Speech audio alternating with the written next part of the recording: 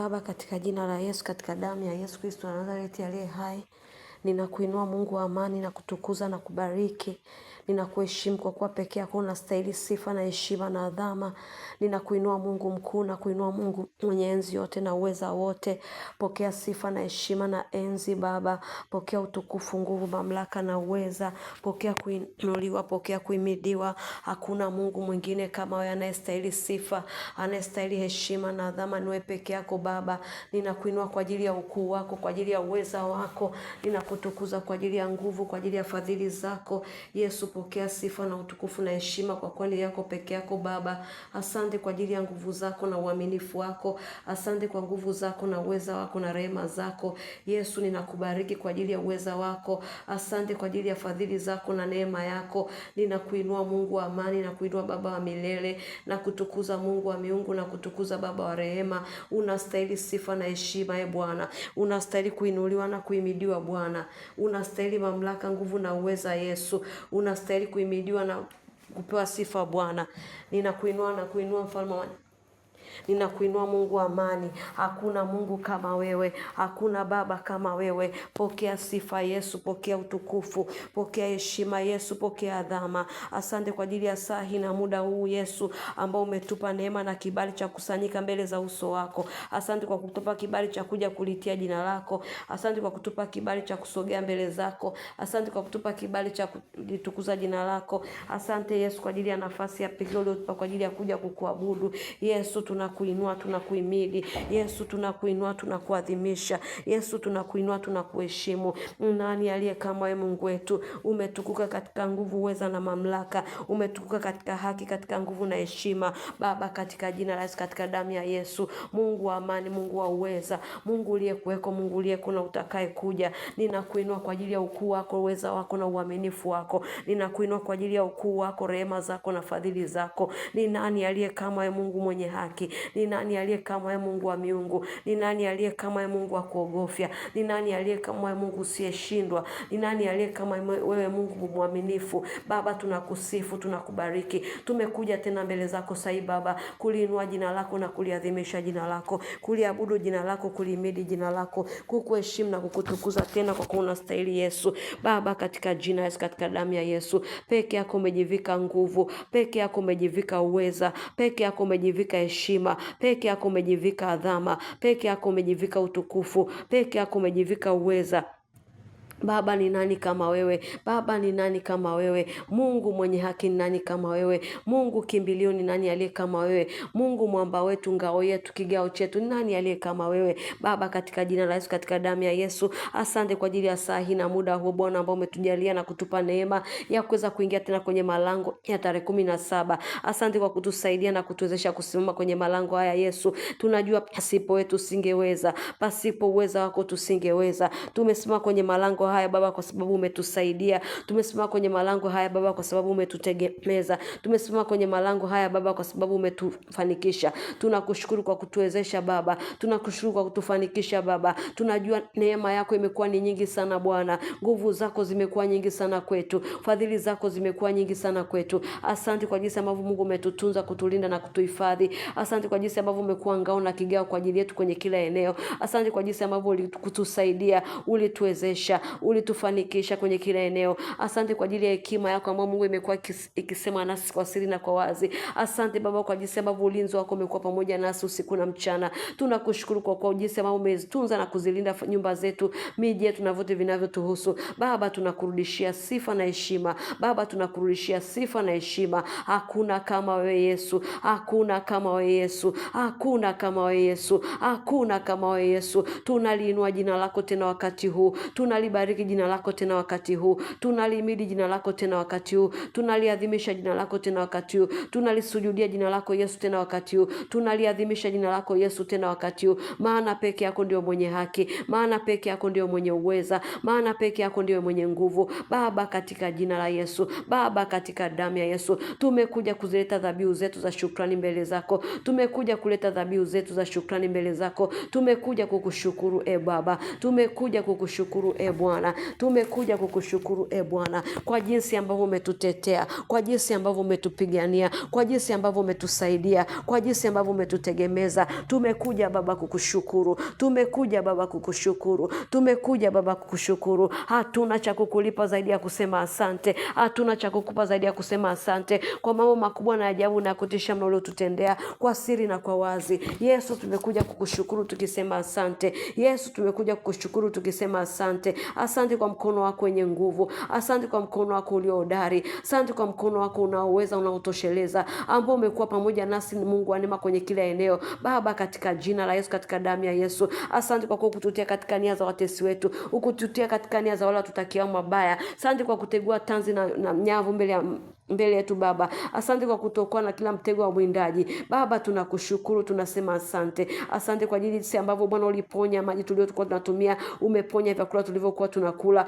umeponya hewa tunayovuta. Baba, tunakushukuru. Tunajua yako mambo mengi yalikuwa tuangamize, lakini Mungu ulitusaidia. Yako mambo mengi yalikuwa tufishe, lakini ulitusaidia. Tulikuwa tupotee na wanaopotea, lakini Baba umetusaidia. Tulikuwa tuangamia na wanaoangamia, lakini Baba umetusaidia. Nasi hatuna cha kukurudishia zaidi ya kusema asante. Hatuna cha kukurudishia zaidi ya kusema asante Yesu. Hatuna cha kukupa tena zaidi ya kusema asante Yesu. Hatuna cha kukupa tena Bwana zaidi ya kusema asante. Utukufu urudi kwako daima, heshima irudi kwako daima, adhama irudi kwako daima, uweza urudi kwako daima, maana peke yako ndiye Mungu unayetukuka, peke yako ndiye Mungu unayetawala, peke yako Mungu ndiye unayetawala. Baba, unatawala tena juu ya siku ya leo Baba, katika jina la Yesu. Baba, katika damu ya Yesu, tunakushukuru Bwana kipekee kwa kutusaidia na kutuwezesha kutuingiza siku ya tarehe 17. Tunashukuru kwa jinsi ambavyo umetusaidia Bwana na kutuingiza siku ya leo. Asante kwa kuwa siku hii umeifanya Bwana. Asante kwa kuwa tutaifurahia na kuishangilia. Asante kwa kuwa Mungu wa neema utauacha mguu wetu usogezwe juu ya siku ya leo. Asante kwa kuwa utasinzia, utulindae. Tunakushukuru kwa kuwa utatulinda na mabaya yote yaliyoamriwa juu ya siku ya leo. Utatulinda nafsi zetu, utatulinda miguu yetu na kuanguka. Baba, tunakushukuru kwa kuwa tunajua hakika wema na fadhili zako zitatufuata katika kila dakika, sekunde, dakika na masaa. Asante kwa kuwa itakuwa kwetu duniani kama mbinguni siku ya leo. Asante kwa kuwa mapenzi yako makamilifu yaliyokamilika mbinguni yaenda kutimia kwenye nyumba zetu, kwenye miji yetu, kwenye familia zetu, kwenye kila kinachotuhusu, katika jina la Yesu, katika damu ya Yesu. Asante kwa kuwa Bwana, katika jina la Yesu, ule mkono wako wenye nguvu ule uliotuvusha jana utaendelea kuwa pamoja nasi, ukitufanikisha, ukitusaidia na kutuwezesha. Utaendelea kutudhibitisha na kutusimamisha. Utaendelea kututegemeza na kututia nguvu. Utaendelea kututegemeza na kutuongoza. Baba, tunasema asante. Baba, tunasema asante. Baba, tunasema asante. Baba, tunasema asante. Baba, tunasema asante. Tunanyunyiza damu ya Yesu juu ya siku ya leo. Tunanyunyiza damu ya Yesu Kristo wa Nazareti aliye hai juu ya siku ya leo. Tunanyunyiza damu ya Yesu Kristo wa Nazareti aliye hai juu ya siku ya leo. Tunanyunyiza damu ya Yesu Kristo wa Nazareti aliye hai juu ya siku ya leo. Tunaitakasa siku ya leo kwa damu ya Yesu. Tunaitakasa siku ya leo kwa damu ya Yesu. Tunaitakasa kwa damu ya Yesu. Tunatakasa kila sekunde, kila dakika na kila saa katika jina Yesu, katika damu ya Yesu. Tunatakasa kila dakika, kila sekunde na kila saa ya siku ya leo kwa damu ya Yesu Kristo wa Nazareti. Kwa damu ya Yesu Kristo wa Nazareti tunaitakasa kwa damu ya Yesu. Tunatakasa malango ya siku ya leo. Tunatakasa mbingu za maeneo ambalo tunakaa. Tunatakasa mbingu za maeneo ya kazi. Tunatakasa mbingu zoko juu ya vichwa vyetu. Tunatakasa kwa damu ya Yesu. Tunatakasa mbingu za familia. Tunatakasa mbingu za mahali tunapokaa. Tunatakasa kwa damu ya Yesu. Tunatakasa kwa damu ya Yesu. Tunatakasa hewa tunayovuta siku ya leo yote. Tunatakasa vyakula tutakavyokula vyote siku ya leo. Tunatakasa vinywaji maji tutakayotumia siku ya leo. Tunatakasa kila tutakachotumia siku ya leo kwa damu ya Yesu Kristo wa Nazareti. Kwa damu ya Yesu Kristo wa Nazareti. Baba, katika jina la Yesu tunaachilia damu ya Yesu na jina la Yesu ipite kwenye njia za siku ya leo. Ipite kwenye njia ya siku ya leo. Baba, katika jina la Yesu. Asante kwa kuwa siku ya leo Baba umeifanya. Asante kwa kuwa siku ya leo inaenda kufanyika kuwa njia ya kukutana na maisha yetu. Inaenda kufanyika kuwa njia ya kukutana na nguvu zako na uweza wako na uwepo wako katika jina la Yesu. Nasi Baba, kwa damu ya Yesu tunaachilia damu ya Yesu kwenye njia tarehe 17. Tunaachilia damu ya Yesu kwenye njia tarehe 17 kwa namna ya sekunde, dakika na masaa, kwa namna ya usiku na mchana, kwa namna ya asubuhi, mchana na jioni na usiku. Tunaachilia damu ya Yesu Kristo aliye hai kwenye njia tarehe 17. Njia tarehe 17 tunaachilia damu ya Yesu Kristo juu yako. Tunaachilia jina la Yesu Kristo juu yako. Tunaondoa kila kikwazo kilichosimamishwa kilichosimamishwa mbele yako katika jina la Yesu. Kila kikwazo kilichosimamishwa kwenye njia tarehe 17 kwa jina la Yesu sana la Bwana, imeandikwa tutieni. Ondoeni vikwazo katika njia za watu wangu Baba, katika jina la Yesu. Ikiwa kuna kikwazo chochote kilichosimamishwa kinyume chetu kwenye njia tarehe 17, katika jina la Yesu tunaondoa hivyo vikwazo. Tunaondoa vikwazo watu, tunaondoa vikwazo mapepo, tunaondoa vikwazo magogo na miti, tunaondoa vikwazo uchawi na uganga uliosimamishwa kinyume chetu kwenye njia ya siku ya leo, katika jina la Yesu. Katika jina la Yesu tunang'oa vikwazo, maana imeandikwa tutieni, ondoeni vikwazo katika njia za watu. Kila aina ya kikwazo kilichosimama kwenye njia ya mtu yeyote siku ya leo tarehe 17, hicho kikwazo kwa jina la Yesu tunakiondoa kwa jina la Yesu, tunakiondoa kwa jina la Yesu, tunakiondoa kwa jina la Yesu. Tunaliachilia jina la Yesu kwa ajili ya kuondoa vikwazo vilivyosimama mbele ya mtu yote mahali hapa. Kikwazo chochote kilichosimama kwenye njia yako, kikwazo mtu, kikwazo uchawi, kikwazo uganga, kikwazo uovu, kikwazo mapepo, kikwazo nguvu za giza, katika jina la Yesu tunaachilia jina la Yesu, tunaachilia damu ya Yesu, tunaachilia nguvu za Mungu aliye hai. Kila kikwazo kilichosimama kwenye njia zako za kazi, za biashara, za uchumi, za ndoa, za akili, katika jina la Yesu ninaamuru kila kikwazo kiondoke, ninaamuru kila kikwazo kiondoke kwa jina la Yesu. Ninaamuru malaika wa Bwana, enyi malaika wa Bwana mlio hodari, sasa na Zaburi ya 103:20, mtende yao kazi na Bwana kwa jina la Yesu. Ninawaamuru sahihi mwende kwenye kila njia ya mtu yote anasikia sauti yangu bali hapa, njia yake yoyote ile, njia za watoto wake, njia za uchumi wake, njia za ibada, njia za uhusiano wake na Mungu, njia za utumishi wake, njia zangu zote, njia za reaching out destinies, kwa jina la Yesu, kwa jina la Yesu tunaamuru malaika wa Bwana katika jina la Yesu. Na waamuru sawa sana Isaya 62:10, na waamuru kwa jina la Yesu sawa sana Isaya 57:14, kwa jina la Yesu piteni kwenye njia za watu. Ondoeni vikwazo, ondoeni magogo, ondoeni miti, ondoeni kila kikwazo kwenye njia zao katika jina la Yesu. Ninawatuma sasa neno la Bwana katika jina la Yesu. Kila kikwazo kilichosimamisha kwa jina la Yesu Kristo aliye hai, ninaking'oa hicho kikwazo, ninang'oa hicho kikwazo, nabomoa hicho kikwazo, naondoa hicho kikwazo. Nalituma neno la Bwana kwenye njia zetu zote, kwenye njia za kila anayesikia sauti yangu sahihi. Natuma jina la Bwana, natuma damu ya Yesu, natuma neno la Bwana. Isaya 62:10, Isaya 57:14, naituma kwenye njia zako zote. Kila kikwazo kilichokaa kwenye uchumi wako, kwa watoto wako, kwenye ndoa yako, kwenye biashara yako, kwenye kazi zako, kwenye jina lako, kwenye kuta zako, vikwazo vyovyote vilivyosimamishwa kinyume chako, katika jina la Yesu na visukuma nje, na visukuma nje, na vitoa kwenye njia yako, na vitoa kwenye njia yako kwa jina lipitalo majina yote, jina la Yesu Kristo aliye hai. Na ituma hilo jina kung'oa vikwazo, kuondoa vikwazo vilivyosimama kwenye neno lako la kazi, kwenye neno lako la biashara, kwenye neno lako la ndoa, kwa jina la Yesu. Kila kikwazo kilichoachiliwa mbele yako, kilichoachiliwa kwenye nyumba yako, kilichoachiliwa kwa ndugu zako, kilichoachiliwa kwenye bloodline yako, katika jina la Yesu natuma jina la Yesu, natuma damu ya Yesu, natuma neno la Bwana, natuma malaika wa Bwana walio hodari watendea kazi neno la Bwana. Sai ng'oa vikwazo, ng'oa vikwazo, ng'oa vikwazo, ng'oa vikwazo, ng'oa vikwazo. Watu waliosimama kama vikwazo kwenye njia za watu hawa wakang'olewe, wakatupwe nje, wakang'olewe, wakatupwe nje, wakang'olewe, wakatupwe nje katika jina la Yesu, katika jina la Yesu. Imeandikwa ashindana na Bwana atapondwa kabisa, katika jina la Yesu. Yeyote yule anashindana na wewe, anashindana na mimi, anashindana juu ya maisha yangu, kwa jina la Yesu, na juu ya familia yangu, na juu ya watu wanaonihusu, kwa jina la Yesu Kristo, kwa damu ya Yesu Kristo, kila yeyote anayeshindana, kwa jina la Yesu nalituma na Bwana. Sasa na Wafalme wa Kwanza 10, katika jina la Yesu, kila aliyesimama, kila aliyesimama, kila aliyesimama anashindana na mimi, anashindana hata nasikia sauti yangu, kwa jina la Yesu imeandikwa toka mbinguni Bwana atakufungulia radi, kwa jina la Yesu, kwa jina la Yesu, kwa jina la Yesu, kwa jina la Yesu. Ashindanaye na Bwana atapondwa kabisa, atapondwa kabisa. Toka mbinguni ye Bwana ukawapige kwa radi, ukawapige kwa radi, ukawapige kwa radi, ukawapige kwa radi katika jina la Yesu. Baba, katika jina la Yesu, sawa sana Samueli wa kwanza 2:10 umesema yeyote anashindana nasi toka mbinguni utawapiga kwa radi.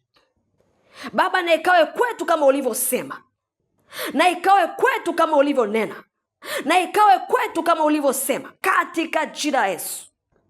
Baba, katika jina la Yesu, katika damu ya Yesu, tuko mbele zako tena Bwana, tuko tumeikabili tena siku ya leo Baba, katika jina la Yesu.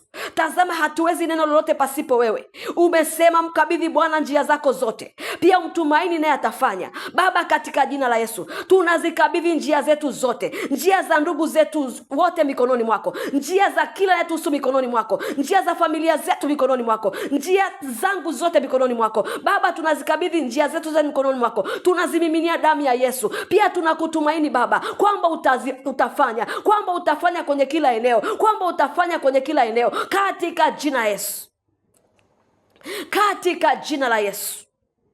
Baba wa milele, Mungu wa miungu, ndipo tunapokuomba sasa Baba, kwa damu ya Yesu, ufalme wako uje kwenye siku ya leo, ufalme wako uje kwenye kila kinachotuhusu, ufalme wako uje kwenye nyumba zetu, kwenye miji yetu, kwenye malango yetu, kwenye kazi zetu, kwenye biashara, kwenye ndoa, kwenye kazi, kwa watoto, kwenye kizazi chetu. Ufalme wako uje Bwana, kwa ndugu zetu na jamaa zetu. Ufalme wako uje Bwana, ufalme wako uje kwenye kila eneo, kwenye afya, kwenye uchumi, kwenye ndoa, kwenye kila kitu kinachotuhusu.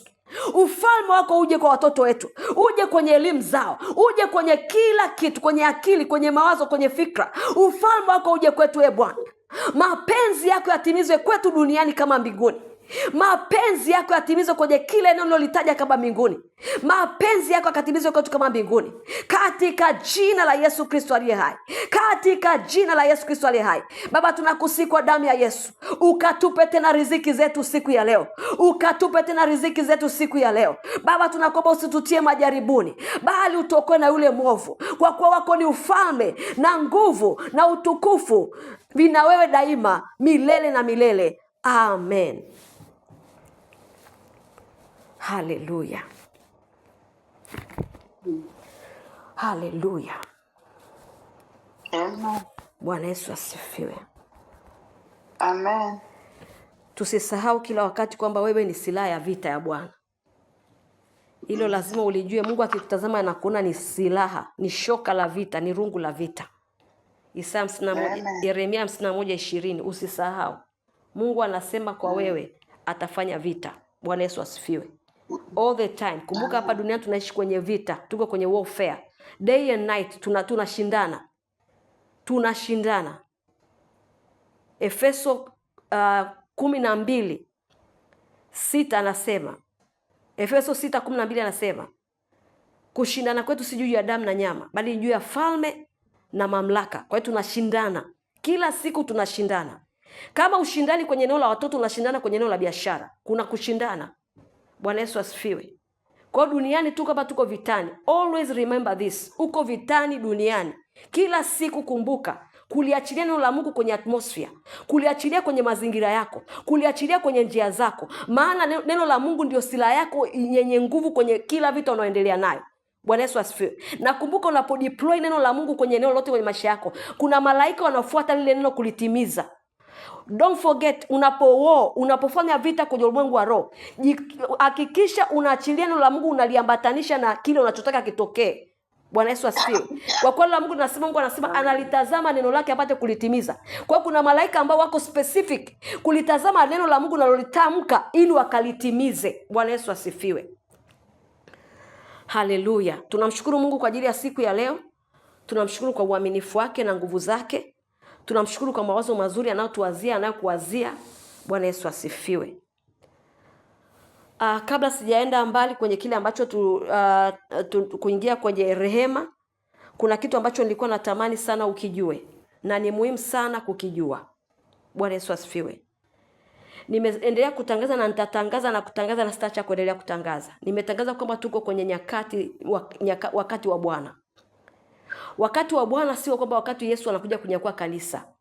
Ila ni wakati wa nuru ya Kristo kufunika watu wake na giza kulifunika dunia. Ni wakati ambao utakuwa mzuri sana, lakini uje uko kwa ajili ya watakatifu wateule. Bwana Yesu asifiwe. Judgment inakuja kwenye ulimwengu wote, lakini kwa wana wa Mungu ni advantage yetu, ni kwa faida yetu. Ni wakati wa Bwana kwa ajili ya kanisa. Bwana Yesu asifiwe. Lakini hautakuwa mrahisi pia. Bwana Yesu asifiwe. Wakati wote ambapo age inaishia, inakuja age nyingine, hapo katikati kuna vita kuingia kwenye age nyingine. Bwana Yesu asifiwe. Kwa hiyo nataka kukuweka kwamba ujiandae, endelea kuombea familia, endelea kuombea preservation, usiache. Yaani usiache. Kuna siku utakuja kunishukuru. Fukuto umeshaanza kuisikia vitu vinavyoendelea sasa hivi. Mnavisikia. Fukuto ya vita mnaisikia. Sasa hivi kuna matetemeko yanatokea mahali mnayasikia. Na hakuna nchi ambayo haitapitia misukosuko. Hakuna hata moja. Na hakuna hata mtu atakayesema kwamba nakimbilia nchi fulani niwe salama. Hakuna hata mmoja. Kila nchi itapitia misukosuko. Kila nchi itapitia misukosuko. Nimesema tena juzi, hata internet tunatumia sasa hivi itafika mahali utaiona. Kwa hiyo akiba ulionao leo itakusababisha kuishi salama kwenye miaka 3 ijayo from now. Bwana Yesu asifiwe. Kwa hiyo jitahidi, jiandae kiroho, jiandae kiakili, jiandae kwenye kila kitu. Ombea familia yako, mwambie Mungu nifundishe, Roho Mtakatifu niongoze, nifanye nini? Nifanye nini? Niongoze hatua kwa hatua, kitu gani cha kufanya wakati huu, kwa kujiandaa. Nifanye nini? Kwa sababu itafika mahali utashangaa Roho Mtakatifu kama uko naye atakwambia andaa chakula. Bwana Yesu asifiwe. Amen. Kwa sababu ni vita ambayo itagusa kila kitu, kila mahali patatikiswa. Kila mahali patatikiswa, kila mahali, hakuna mahali ambapo patatikiswa. Lakini nakwambia wewe, lakini usihofu. Ni kujiandaa, usihofu. Utakapoona yanatokea, usihofu. Yote yanatokea kwa sababu ni wakati wa Bwana umefika. Bwana Yesu asifiwe. Haleluya. Bwana Yesu asifiwe. Na nitapenda nisome neno la kutuongoza kwenye hicho ambacho nakisema hapa sasa hivi, Isaya 60 mstari wa 1. Bwana Yesu asifiwe. Na next time nitakuja kusoma tena scripture nyingine tena tutaisoma. Na nilielekeza juzi usome Petro wa pili, nilisema usome 3 yote, utaelewa kitu ambacho Roho Mtakatifu anaongea na sisi. Ni ndefu kidogo, nilikupa assignment usome mwenyewe. Bwana Yesu asifiwe. Lakini sasa hivi nakusomea Isaya 60 mstari wa 1. Bwana Yesu asifiwe.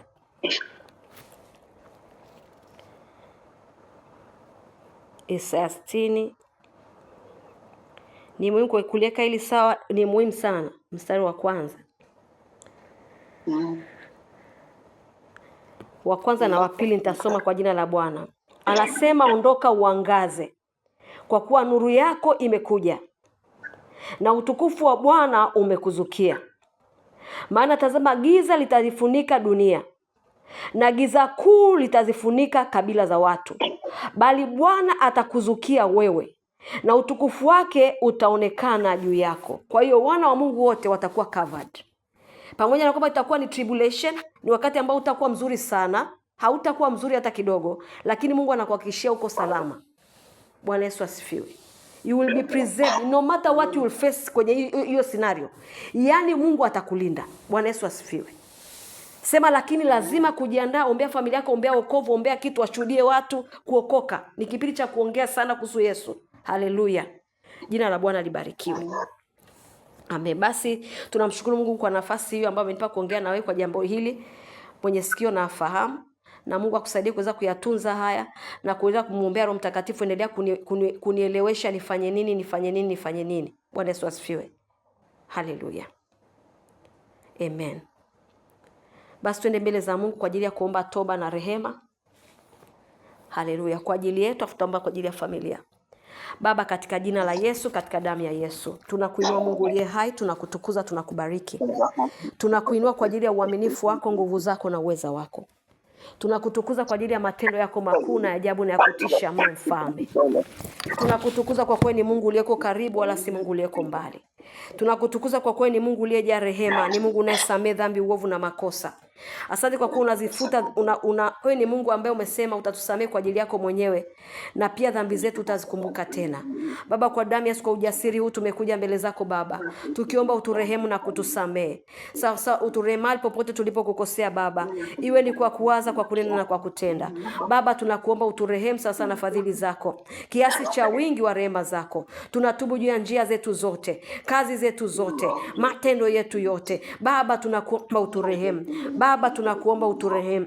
Baba, tunakuomba uturehemu. Baba, tunakuomba uturehemu. Baba, tunakuomba uturehemu sawa sawa na fadhili zako, kiasi cha wingi wa rehema zako. Tunatubu Mungu wa neema juu ya njia zetu zote, kazi zetu zote, matendo yetu yote. Baba, tunakuja mbele zako, tunaomba toba. Kuingia kwetu na kutoka kwetu tunakutubia. Baba, tunakuomba uturehemu. Rehema maneno ya vinywa vyetu yote, yaliyotoka kwenye vinywa vyetu. Rehema wazo yetu yote tuliowaza Bwana kinyume na makusudi yako. Rehemu kila tulichosikia kinyume mapenzi yako. Baba, tunatubu juu ya kila uchafu ambao Mungu wa neema kwa njia moja au nyingine tuliupokea, kwa njia ya kuona, kusikia, kwa njia ya kunena. Baba, tunaomba utusamee. Baba, tunaomba utusamee. Samee njia zetu zote, samee kazi zetu zote, samee matendo yetu yote, samee mawazo yetu yote, samee nia zetu zote. Baba, tunaomba rehema. Baba, tunaomba rehema. Baba, tunaomba rehema. Baba, tunaomba rehema. Tunanyunyiza damu ya Yesu kwenye mapito yetu, kwenye malango yetu, kwenye njia zetu, kwenye akili zetu, kwenye fahamu zetu, kwenye fikra zetu, kila eneo kwenye maisha yetu. Tunanyunyiza damu ya Yesu. Tunaomba toba Baba, tunaomba toba Baba. Tunatubu kama makuhani, tunaomba utusamee. Tunatubu kama wajoli wako, tunaomba utusamee. Tunatubu kama watenda kazi pamoja naye, tunaomba utusamee. Mahali popote tunapoonekana tumepungukiwa na utukufu wako Baba,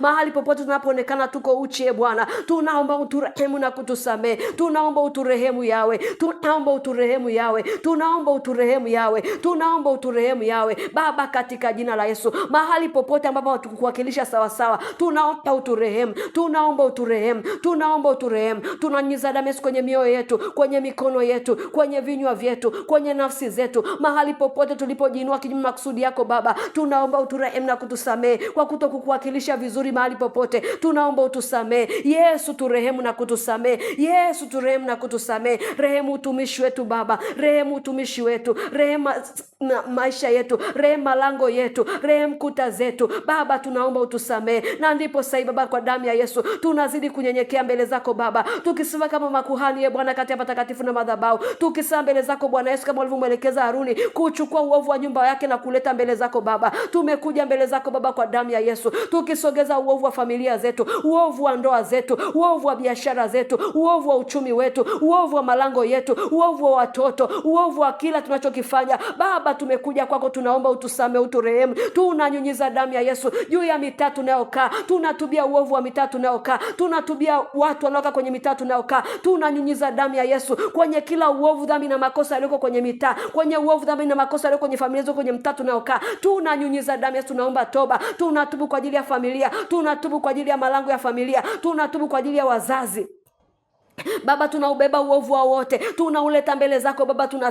Tunatubu kwa ajili ya mapindo ya familia ambayo yamefichamana uovu na dhambi na makosa. Tunanyunyiza damu Yesu kwenye mapindo ya familia yaliyojaa uovu, dhambi na makosa. Tunayakunjua mbele zako Baba. Tunatubu dhidi ya kila dhambi na uovu na makosa yaliyofichamana Baba. Tunanyunyiza damu Yesu, tunaomba toba Baba. Tunaomba rehema na toba juu ya mawazo ya watu wanaotuzunguka Baba, ikiwa amejaa uchafu, ikiwa amejaa uharibifu, ikiwa amejaa uasi Baba. Tunatubu kwa ajili ya mawazo yanayowazwa, tunatubu kwa ajili ya maneno yanayotamka Baba. Tunaomba rehema na msamaha Baba, tunaomba rehema na msamaha Baba. Tunakusikwa kadri ya wingi wa rehema zako. Rehemu uovu wa ndugu zetu, rehemu uovu wa watoto, rehemu uovu wa watendakazi wanaotusaidia kwenye nyumbani, wanaotusaidia kwenye kazi na biashara Baba. Tunatubu ikiwa kuna uovu umeonekana kwenye malango yetu na kwa watu wanaotuzunguka. Tunatubu na kungama kwako kwa damu ya Yesu Baba, katika jina la Yesu. Tunanyunyiza damu Yesu kwenye miji yetu, ikiwa kuna kitu chochote kilichoharimishwa ambacho kinatumiwa na adui kama mlango kwa ajili ya kuingia kwenye miji yetu Baba, tunanyunyiza damu ya Yesu, tunanyunyiza damu ya Yesu kwenye kitu chochote, kwenye kitu chochote, kwenye kitu chochote, kwenye kitu chochote ambacho kiko kwenye miji yetu, kiko kwenye biashara zetu, kiko kwenye kazi zetu, kiko kwenye maeneo yetu tunayokaa Baba. Tunanyunyiza damu ya Yesu ikiwa kuna mlango wazi ulioingizwa na mtu yote nyumbani Baba, kwa kujua, kwa kutokujua. Tunanyunyiza damu ya Yesu kwenye mlango wa kuzimu ulioko nyumbani Baba. tunatubu Baba, tunatubu kwa kile kilicholeta huo mlango. Tunatubu kwa damu ya Yesu. Tunaachilia damu ya Yesu Kristo leo kwenye huo mlango Baba ulioko ndani ya nyumba zetu. Tunaufunga kwa damu ya Yesu. Baba, tunaomba damu yako ipite ikatakase na kusafisha, ikapite na kutakasa na kusafisha. Takasa miji yetu, takasa mazingira yetu, takasa kazi, takasa biashara, takasa watoto, takasa ndoa, takasa kazi, takasa kila kinachotuhusu Baba. Damu yako inaipite, damu yako na ipite, damu yako na ipite, damu yako na ipite, damu yako na ipite, damu yako na ipite, damu yako na ipite, damu yako na ipite, damu yako Yesu, damu yako Yesu, damu yako Yesu, damu yako Yesu ipite na kutakasa, kuondoa uovu, kuondoa dhambi, kuondoa makosa, kuondoa uasi, kuondoa machukizo. Baba, tunaomba damu yako ipite kwenye mioyo ya watu, ipite kwenye macho ya watu, ipite kwenye akili za watu, ipite kwenye mawazo, ipite kwenye vinywa. Damu yako Yesu na ipite, damu yako Yesu na ipite. Tunaomba utakaso, tunaomba utakaso, utakaso kwenye kila eneo, utakaso kwenye kila eneo, utakaso kwenye kila eneo, kwa damu ya Yesu Kristo wa Nazareti aliye hai, kwa damu ya Yesu Kristo wa Nazareti aliye hai, kwa damu ya Yesu Kristo wa Nazareti aliye hai. Baba, katika jina la Yesu, katika damu ya Yesu, kila mlango ambao ulifunguliwa Bwana kwenye nyumba zetu, kwenye miji, kwenye familia, iwe ni yote alikuja kafungua mlango kwenye familia kupitia dhambi, uovu na makosa, Baba, kwa damu ya Yesu, mlango wote uliofunguliwa kwa njia ya uasi, dhambi na makosa ya mtu yoyote, Baba, kwa damu ya Yesu tunaachilia damu ya Yesu na kualoketi huo mlango na kuactivate malaika wa Bwana. Funga kila mlango ulioko wazi, uliofunguliwa kwa sababu ya dhambi na makosa. Kwa jina la Yesu tunafunga milango ya dhambi na makosa iliyotuzunguka, iliyoko kwenye familia, iliyoko kwa ndugu, jamaa na marafiki, kwenye ndoa, kwa watoto. Tunafunga hiyo milango, tunafunga kwa jina la Yesu, tunafunga kwa damu ya Yesu, tunafunga kwa mamlaka tulionao katika Kristo Yesu, katika jina la Yesu, katika damu ya Yesu. Baba wa amani, Mungu wa miungu, asante kwa uaminifu wako, kwa kuwa umesema ni mwaminifu na wa haki.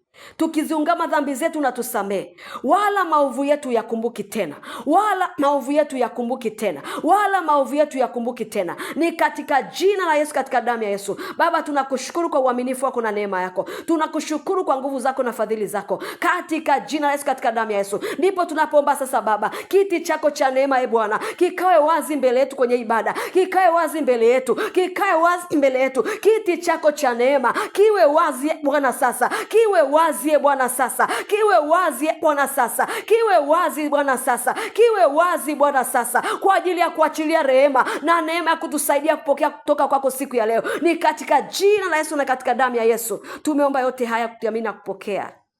Amen. Hallelujah. Bwana Yesu asifiwe. Amen. Bwana Yesu asifiwe. Amen. Amen.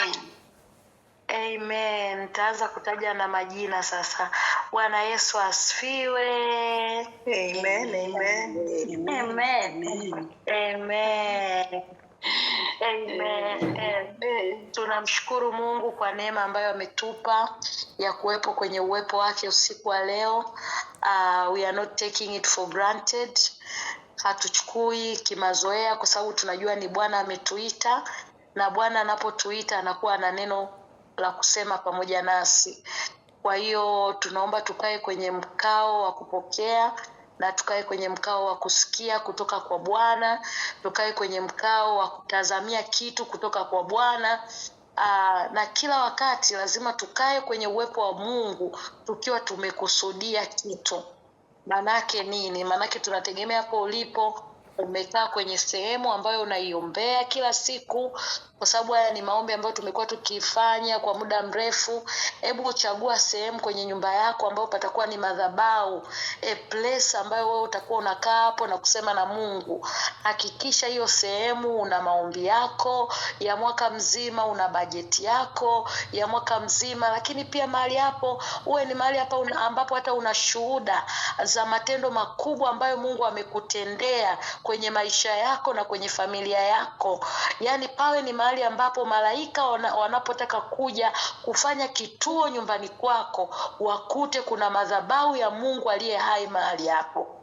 Kwa hiyo jitahidi sana ukae kwa kumtazamia Mungu, na kama huna hiyo sehemu, basi leo I dare you kwamba uwe na sehemu ya kusema na Mungu, uwe na mahali pa Mungu kukutana na wewe. Madhabahu yako sio kila siku unakuwa uko kwenye different locations. Mara unaweza ukafanya the whole house ikawa ni madhabahu, ni sawa, lakini tafuta mahali pamoja ambapo pana utulivu, lakini pia pana uchaji, lakini pia ni sehemu ambayo hapata kuwa na interaction, mahali ambapo kutakuwa na madhabahu ya kukusaidia. Amen. Basi kwa namna ya kipekee kabisa, napenda kuchukua nafasi hii kuwakaribisha tena kwenye madhabahu ya Bwana unijibu hima. Kwenye madhabahu ya Bwana unijibu hima. Hii ni madhabahu kamili ambayo Mungu ametupa kwa huu mwaka kwa ajili ya kuwa na mahali pa kumshuhudia Mungu matendo makubwa na ya ajabu aliyotutendea, lakini kipekee zaidi ni mahali ambapo tunashtaki na tunamwambia Mungu kwa habari ya kesi zetu. Tunamwambia Bwana kwa habari ya kesi zetu.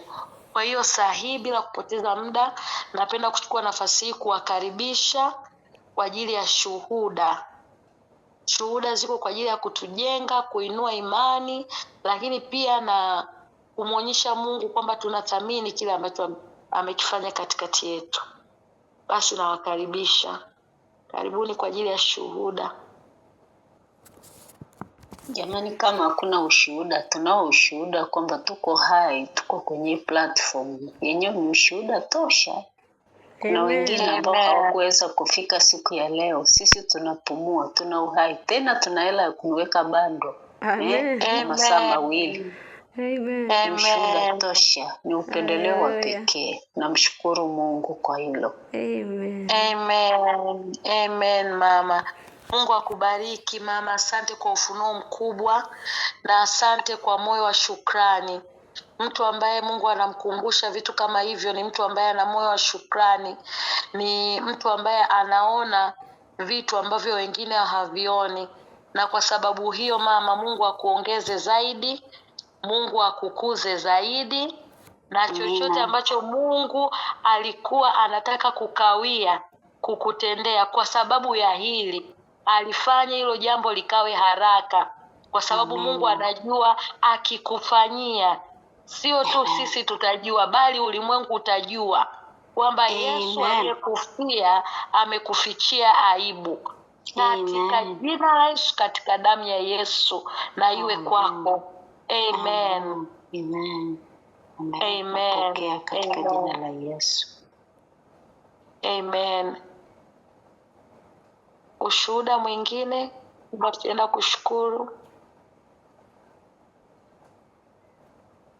Bwana Yesu asifiwe. Amen.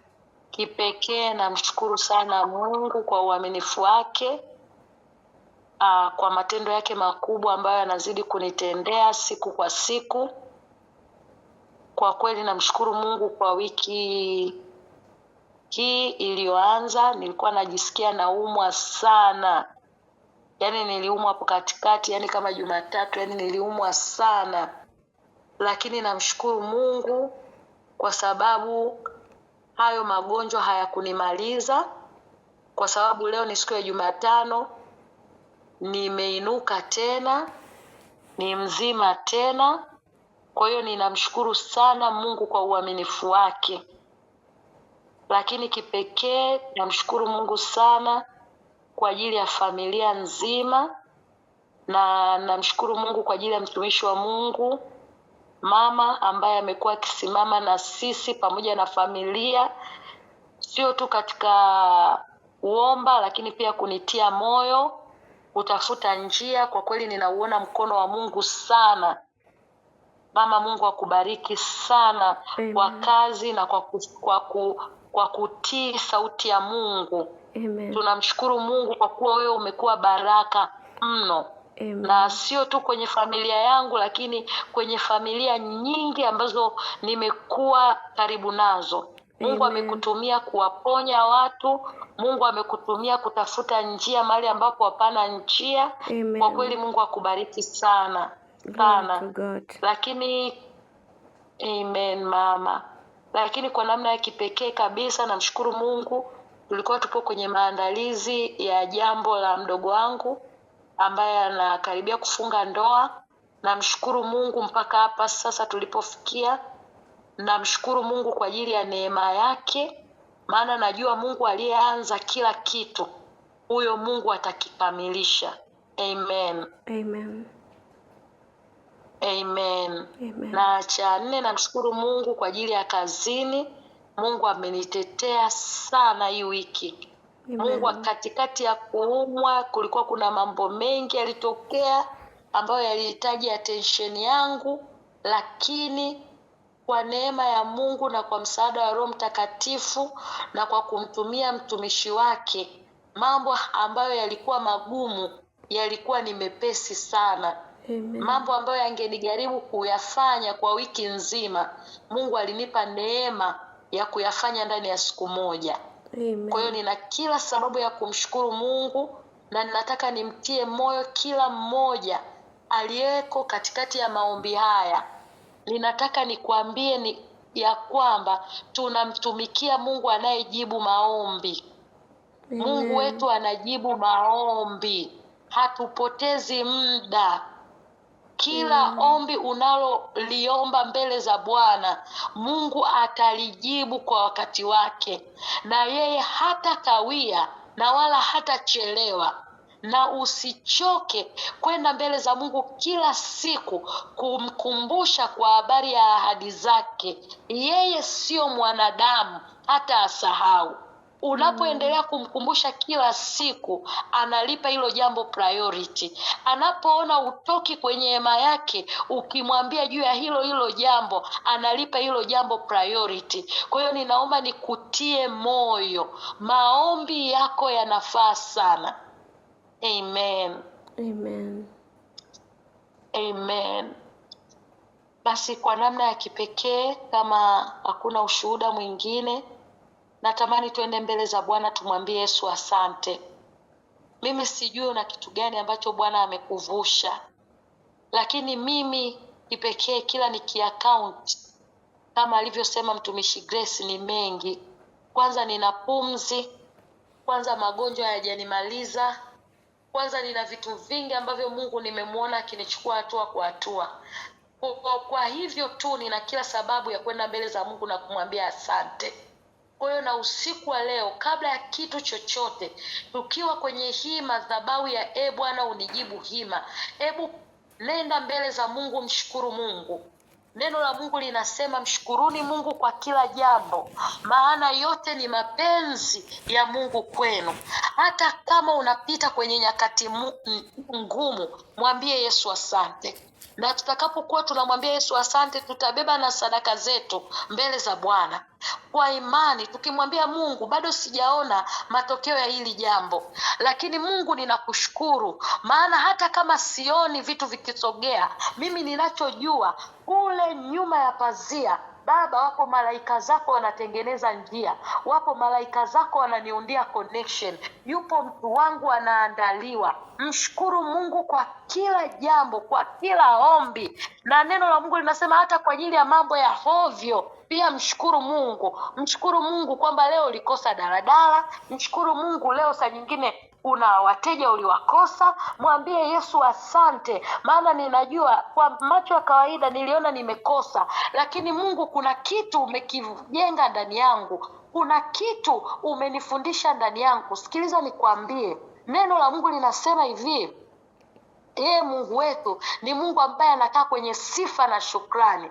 Tunapoenda kumshukuru Mungu ni kama tuna trigger ego yake, tunamfanya afanye zaidi, lakini pia anaiangalia mioyo yetu, anatuona sisi sio watu ambao tuna malalamiko kila siku, sio watu ambao tunakuja mbele zake tukiwa na haja tu kila siku, lakini ni watoto wenye shukrani, ni watoto ambao tunamwamini. Wewe angalia, uwe kama ni mzazi, alafu aje mtoto wako unajua hujamletea zawadi, hakuna kitu kingine chochote ambacho umemfanyia, alafu anakuja anakuambia baba au anakuambia mama, ninakushukuru kwa namna unavyonilea. Mama, ninakushukuru kwa jinsi ambavyo unahangaika kwa ajili ya ada zangu. Mama, ninakushukuru, ninajua ya kwamba muda wa kwenda shule bado haujafika, lakini ninakushukuru kwa sababu ninajua mama tayari unaandaa uniform kwa ajili yangu.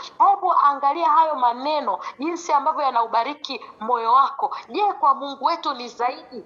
Anaposikia mtoto wake umeenda, sio unamshtakia, lakini unaenda mbele za Mungu unamwambia baba asante. Mshukuru Mungu hata kwa ajili ya watu waliokupa kwenye maisha yako. Mwambie Mungu asante kwa ajili ya hawa watu, hata kwa hao wabaya wote wanaokusema vibaya. Mwambie Mungu ninakushukuru, maana hao watu wanaonisemea mimi mabaya wanafanya nikukimbilie, wanafanya nikukaribie. Maana saa nyingine Mungu anaujua moyo wako. Saa nyingine vitu vyote vingekuwa vizuri, inawezekana usiku wa leo usingekuwa kwenye uwepo wa Mungu. Hebu twende mbele za Mungu tumwambie asante. Mshukuru Mungu kwa kila kitu, hata chembe moja usiache kumshukuru Mungu. Reto manda zikataya, rato bredezi kana mande.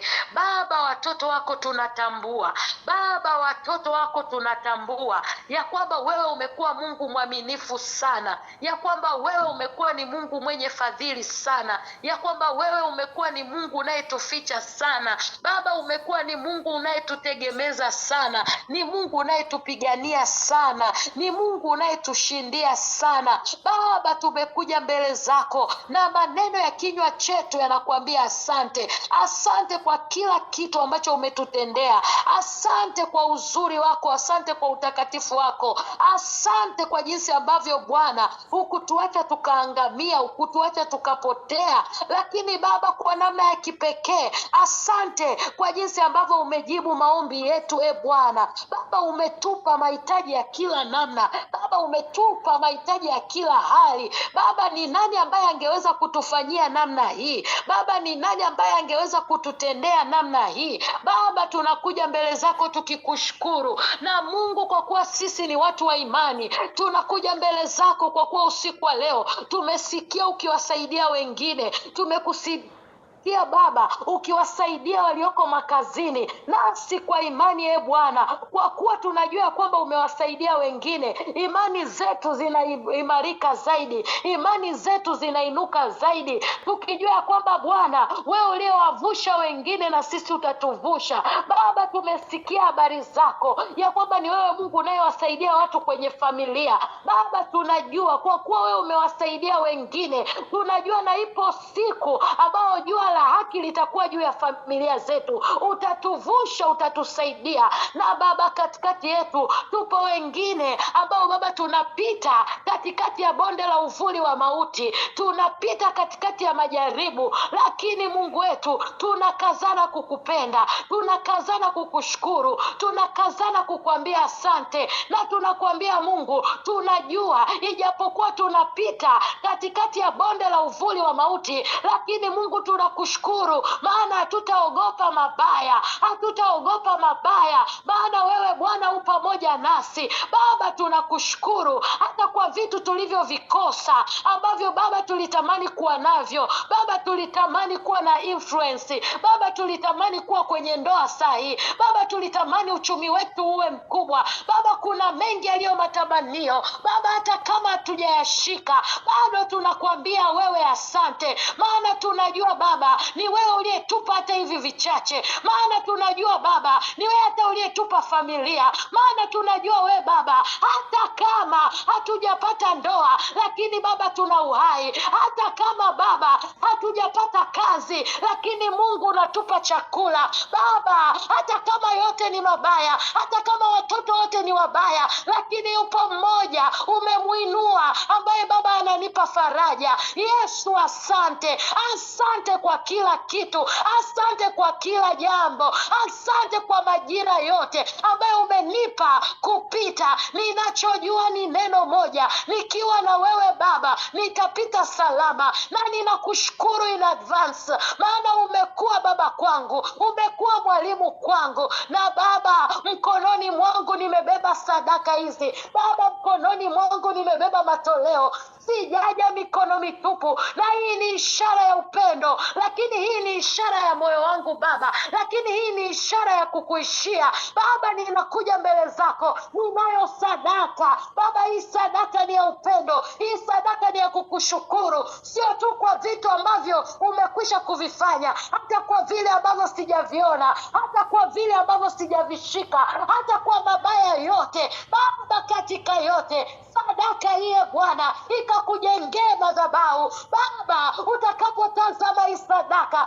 ikwambie ya kwamba unaweza kuniamini mimi na baraka, unaweza kuniamini mimi katika kila hali, unaweza kuniamini mimi Baba, unaweza kuniamini kunijibu maombi yangu, unaweza kuniamini kutetea watoto wangu, unaweza kuniamini kubariki kazi za mikono Baba. Sadaka hii nainyunyuzia damu ya Yesu Baba, mahali popote itakapoenda kutumika kwa ajili ya kazi yako Baba, ukanikumbuke Baba, ukakumbuke watoto wangu Baba, ukakumbuke uzao wangu.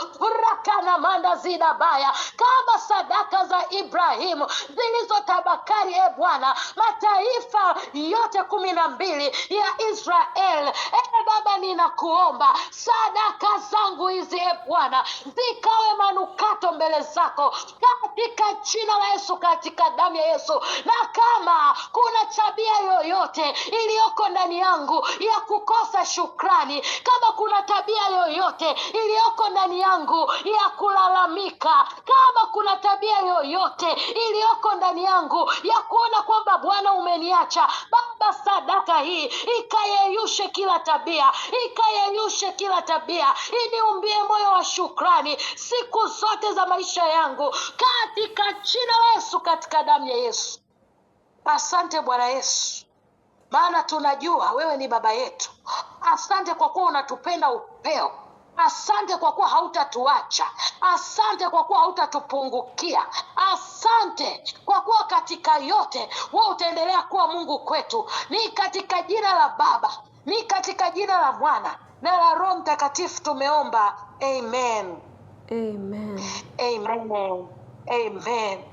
Basi tunamshukuru Mungu sana kwa ajili ya neema ambayo ametupa ya kutoa sadaka zetu.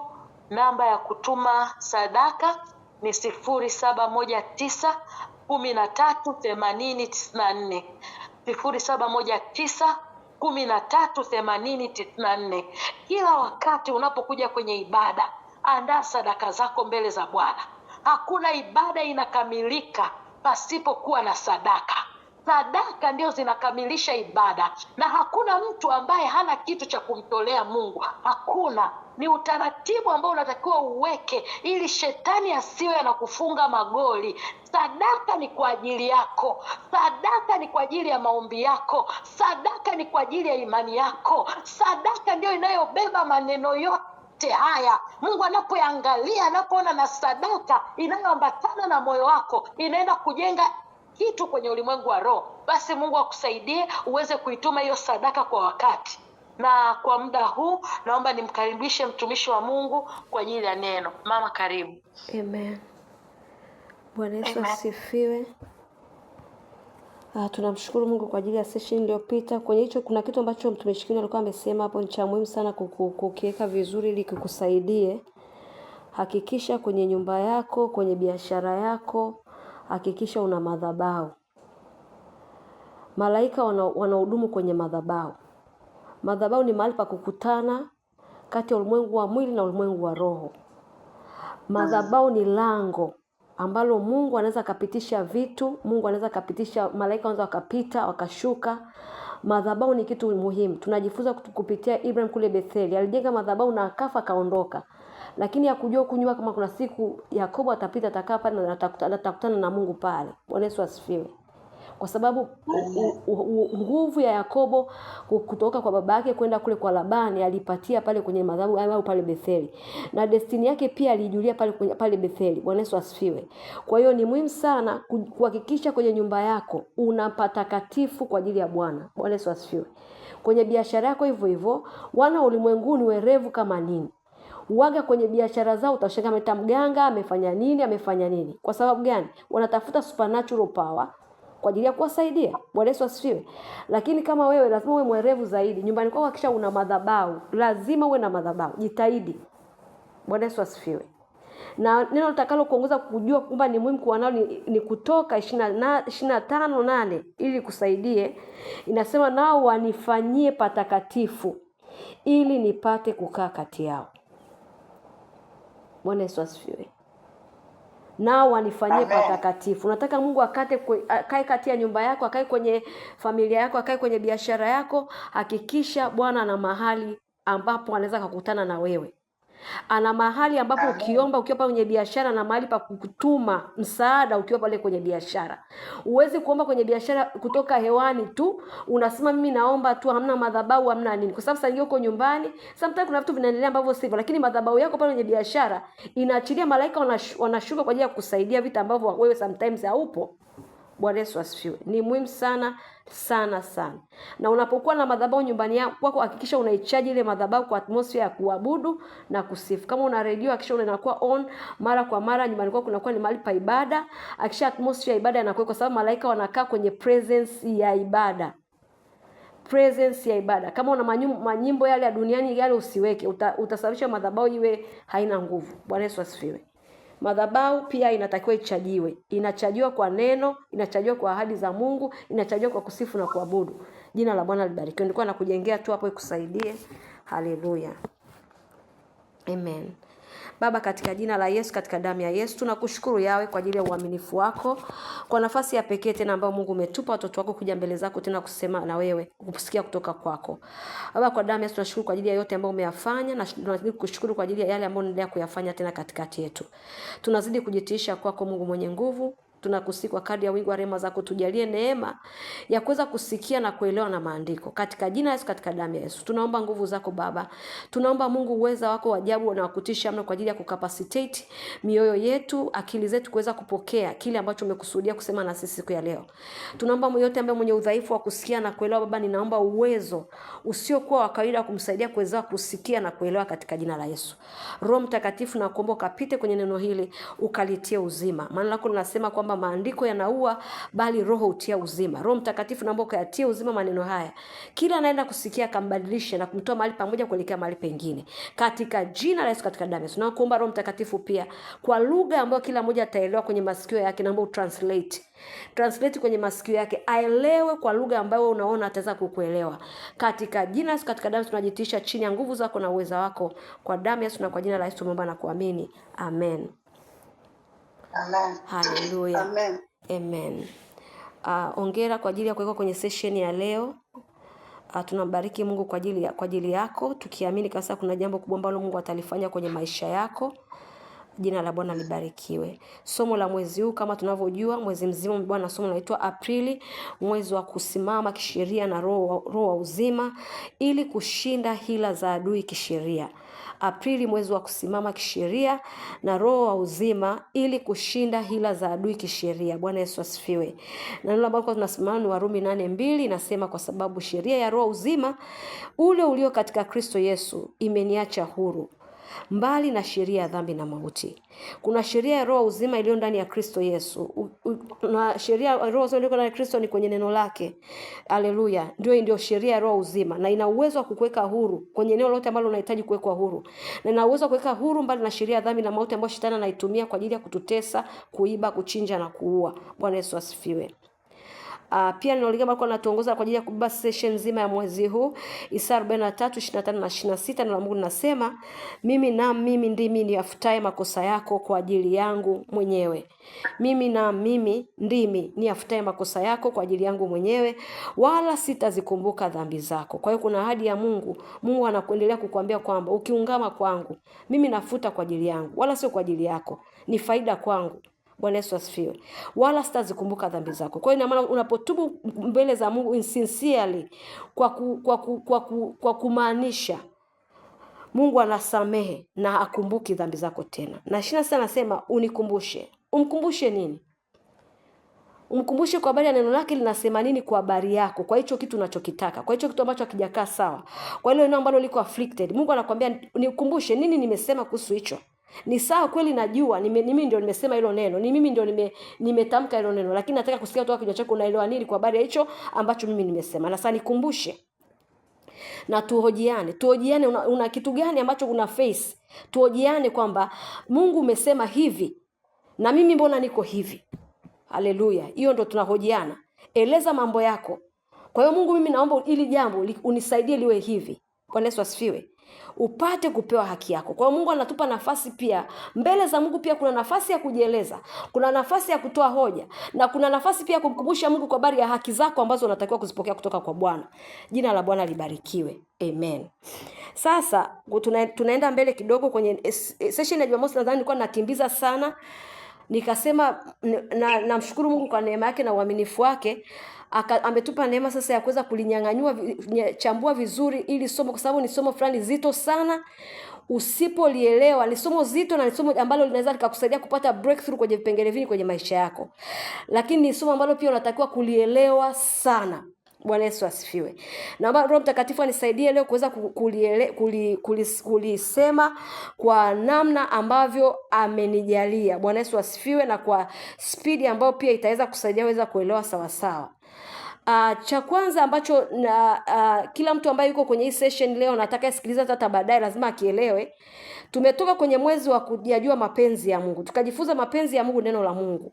Unapotaka kulijua kusudi lako liko kwenye neno la Mungu. Bwana Yesu asifiwe. Kuna mtu mwingine anaweza kusema mimi sijui mimi ni nani. Mimi sijui mimi ni nani. Mimi ni nani? Kitu gani ambacho Mungu amekiweka ndani yangu? Kitu gani ambacho mimi ninacho? Whatsoever you need to know about yourself, you need to read the word of God. Kwa sababu neno la Mungu lina reflect kile ambacho Mungu amekiweka tayari, amekisema tayari kwa ajili ya maisha yako. Bwana Yesu asifiwe. Kwa cha kwanza ambacho pia kina reflect kutoka mwezi uliopita, unapoingia kwenye hii session ambayo tunaifanya sasa hivi ya kusimama kisheria, cha kwanza lazima umjue Mungu. Mungu ni nani na ana nafasi gani kwenye maisha yako? Ni muhimu sana. Kwa sababu haya maombi hayatakuwa na nguvu kama hujamjua Mungu. Kwa sababu pia Mungu unayemfuata ndio hakimu. Mungu unayemfuata ndio jaji. Sasa kama hujajua kazi yake na unajua anafanyaje hiyo kazi, itakuwa ni vigumu basi wewe kupeleka petition yako, sababu unapeleka kwa mtu usiyemjua. Bwana Yesu asifiwe. Cha pili ni lazima ujue kile Yesu alichofanya kwa ajili yako. The finished work Jesus has done for you. Ni muhimu sana kujua. The finished work of faith. Kazi ya imani Yesu aliyomaliza kwa ajili yako. Ni muhimu kujua. Kazi Yesu aliyofanya pale msalabani kwa ajili yako. Ni muhimu kujua, kwa sababu hivi ndio vitakusaidia ushinde mbele za Mungu. Na hivi ndio vitakusaidia umshinde pia adui yako, kwa sababu tunashindana na adui kwa hoja. Neno la Mungu linasema kushindana kwetu si juu ya damu na nyama, bali ni juu ya falme. Kwa hiyo tunashindana. Kwa hiyo unaposhindana kwa hoja, je, unajua nini kwa habari ya Yesu amefanya kwa ajili yako? Una hoja gani? Una kitu gani ambacho unajua Yesu basi mimi nashindana kupitia conscious ya kile ambacho Yesu alishafanya kwa ajili yangu tayari. Kupitia ule ushindi, kwa sababu kumbuka, sisi hatushindani ili tushinde. Tunashindana kutoka kwenye kushinda. Hatushindani ili tushinde. Tunashinda kutoka kwenye kushinda. Yesu alishashinda tayari. Tunachofanya ni kuactivate kile ambacho Yesu alichashinda. Tunaestablish kile Yesu ambacho ameshafanya. Tunakitoa kile Yesu ambacho ameshafanya. Tunatamka kile Yesu ameshafanya. Hicho ndio kinachotupa kushinda. Hamna mtu hata mmoja hapa anaweza kushinda na ashinde. Ila tunaachilia ule ushindi Yesu alishashinda. Ndio maana nasema ni vizuri sana kila mtu aliyeko anasikia sauti yangu sasa hivi kuweza kujua kile Yesu alichofanya kwa ajili yake, ili uweze kushinda kwenye hichi kitu ambacho tunakiongea.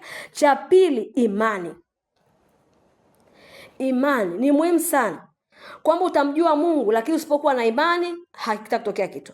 Utajua kile Yesu alichofanya kwa ajili yako, lakini pasipo kuweka imani katika kile alichofanya pia haitakusaidia kitu. Kwa hiyo cha pili ambacho ni muhimu sana wewe kukijua pia ni imani.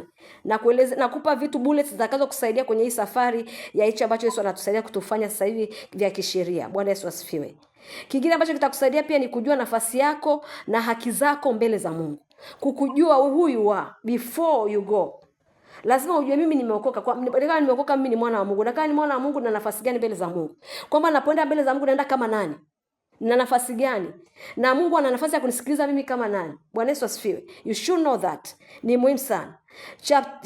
Cha tano, kumjua adui yako. Kuna watu wengine wakabaki uwezo kumjua shetani. Kwa nini umjue shetani? Shetani sisi anatusoma kama kitabu kila siku. Lakini tusipozijua hila zake ndio tunapigwa kila siku.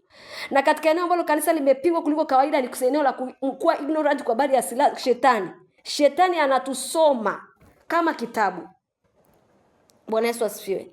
Lakini sisi tukisema tutaki kuzijua hila zake, sisi hatutaki hili, lakini Mungu anasema msiache kuzijua hila za adui. Kwa hiyo ni muhimu sana kujua adui, hila zake, jinsi anavyoperate na kila kitu, ili uweze kujua basi ana manuva vipi kwa ajili ya kukushinda kwenye vitu vingi kwenye maisha yako, na pia itakusaidia pia kujua anafanya nini kukushinda. Bwana Yesu asifiwe. Kingine cha muhimu kufanya ni toba. Kutaka toba mbele za Mungu, kuomba rehema mbele za Mungu. Ni kitu cha muhimu sana kukifanya. Kingine cha mwisho ambacho cha mwisho, lakini kwenye hii session ni cha mwisho, lakini sio kwamba ndio haya tu ambayo natakiwa kuwa nayo, kujua njia na jinsi ya kupeleka hoja zako mbele za Mungu. Njia na jinsi ya kupeleka hoja mbele za Mungu. Vitu hivi vyote hivi hapo ukiwa navyo ni rahisi hichi ambacho nakisema sasa hivi kwa kirahisi kwako kukipokea na kukusaidia kwa ajili ya safari ambayo tunakuelekea. Jina la Bwana libarikiwe. Sasa nitaanza kwenye kipengele cha imani. Imani ni nini? Na ni kwa nini kuwa na imani kwenye hii session ambayo tunakuwa nayo ya haki za kutafuta haki zako za kisheria? Kwa sababu imani, it is very key. Imani imebeba kila kitu. Damu ya Yesu bila imani haifanyi kitu. Jina la Yesu bila imani haiwezi kufanya kitu. Neno la Mungu bila imani haiwezi kufanya kitu. Nafasi yako unajua katika Mungu kama una imani, na nafasi ulionao mbele za Mungu na haki yako mbele za Mungu haina kitu. Bwana Yesu asifiwe. Imani yako pia kumshinda adui yako bila kuwa na imani pia hamna kitu. Bwana Yesu asifiwe. Hoja unazopeleka mbele za Mungu bila kuweka imani kwenye hizo hoja unazopeleka pia hamna kitu. Kwa nini nimeanza na imani? Kwa sababu imani imefungamanishwa kwenye kila kitu ambacho nimekitaja hapo juu. Bwana Yesu asifiwe. Waebrania 11:6 inasema, Roho Mtakatifu naomba utusaidie. Waebrania 11:6 inasema, lakini pasipo imani haiwezekani kumpendeza. Kwa maana mtu amemwendea Mungu lazima aamini kwamba yeye yupo na kwamba huwapa thawabu wale wamtafutao. Kwamba unapomwendea Mungu ni lazima uamini kwamba basi mimi naenda kwenye mahakama ya mbinguni. Lazima uamini yupo pale.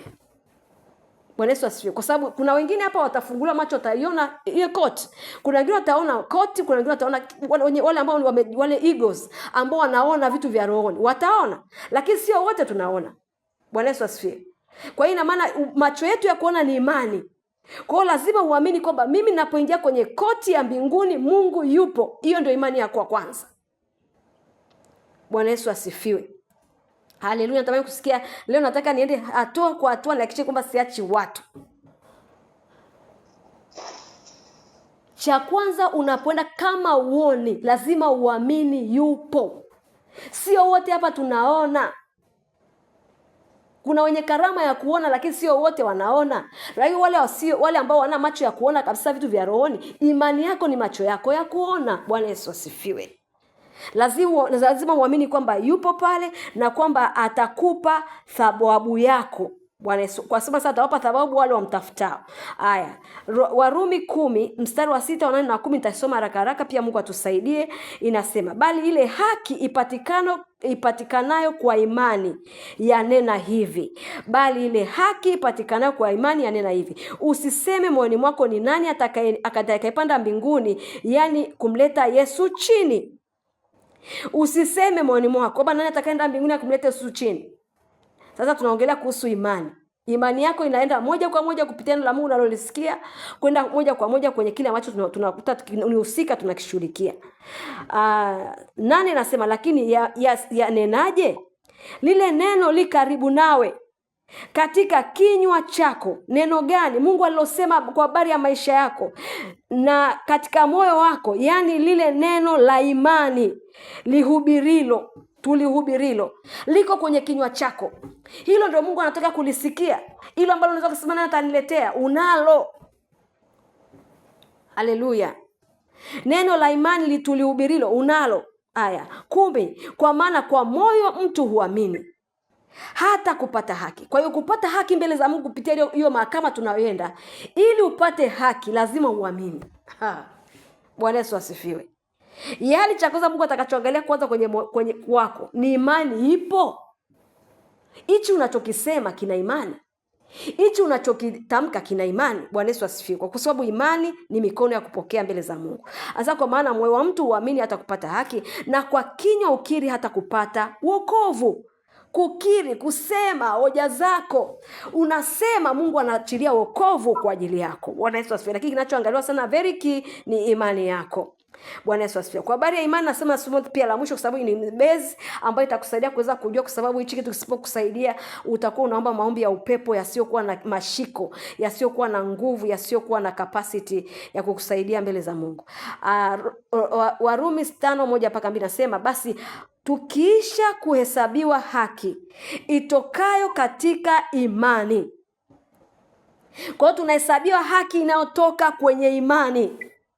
Naongea kitu cha muhimu sana kwako, hata si kwa ajili ya maombi tu ya kisheria, popote pale.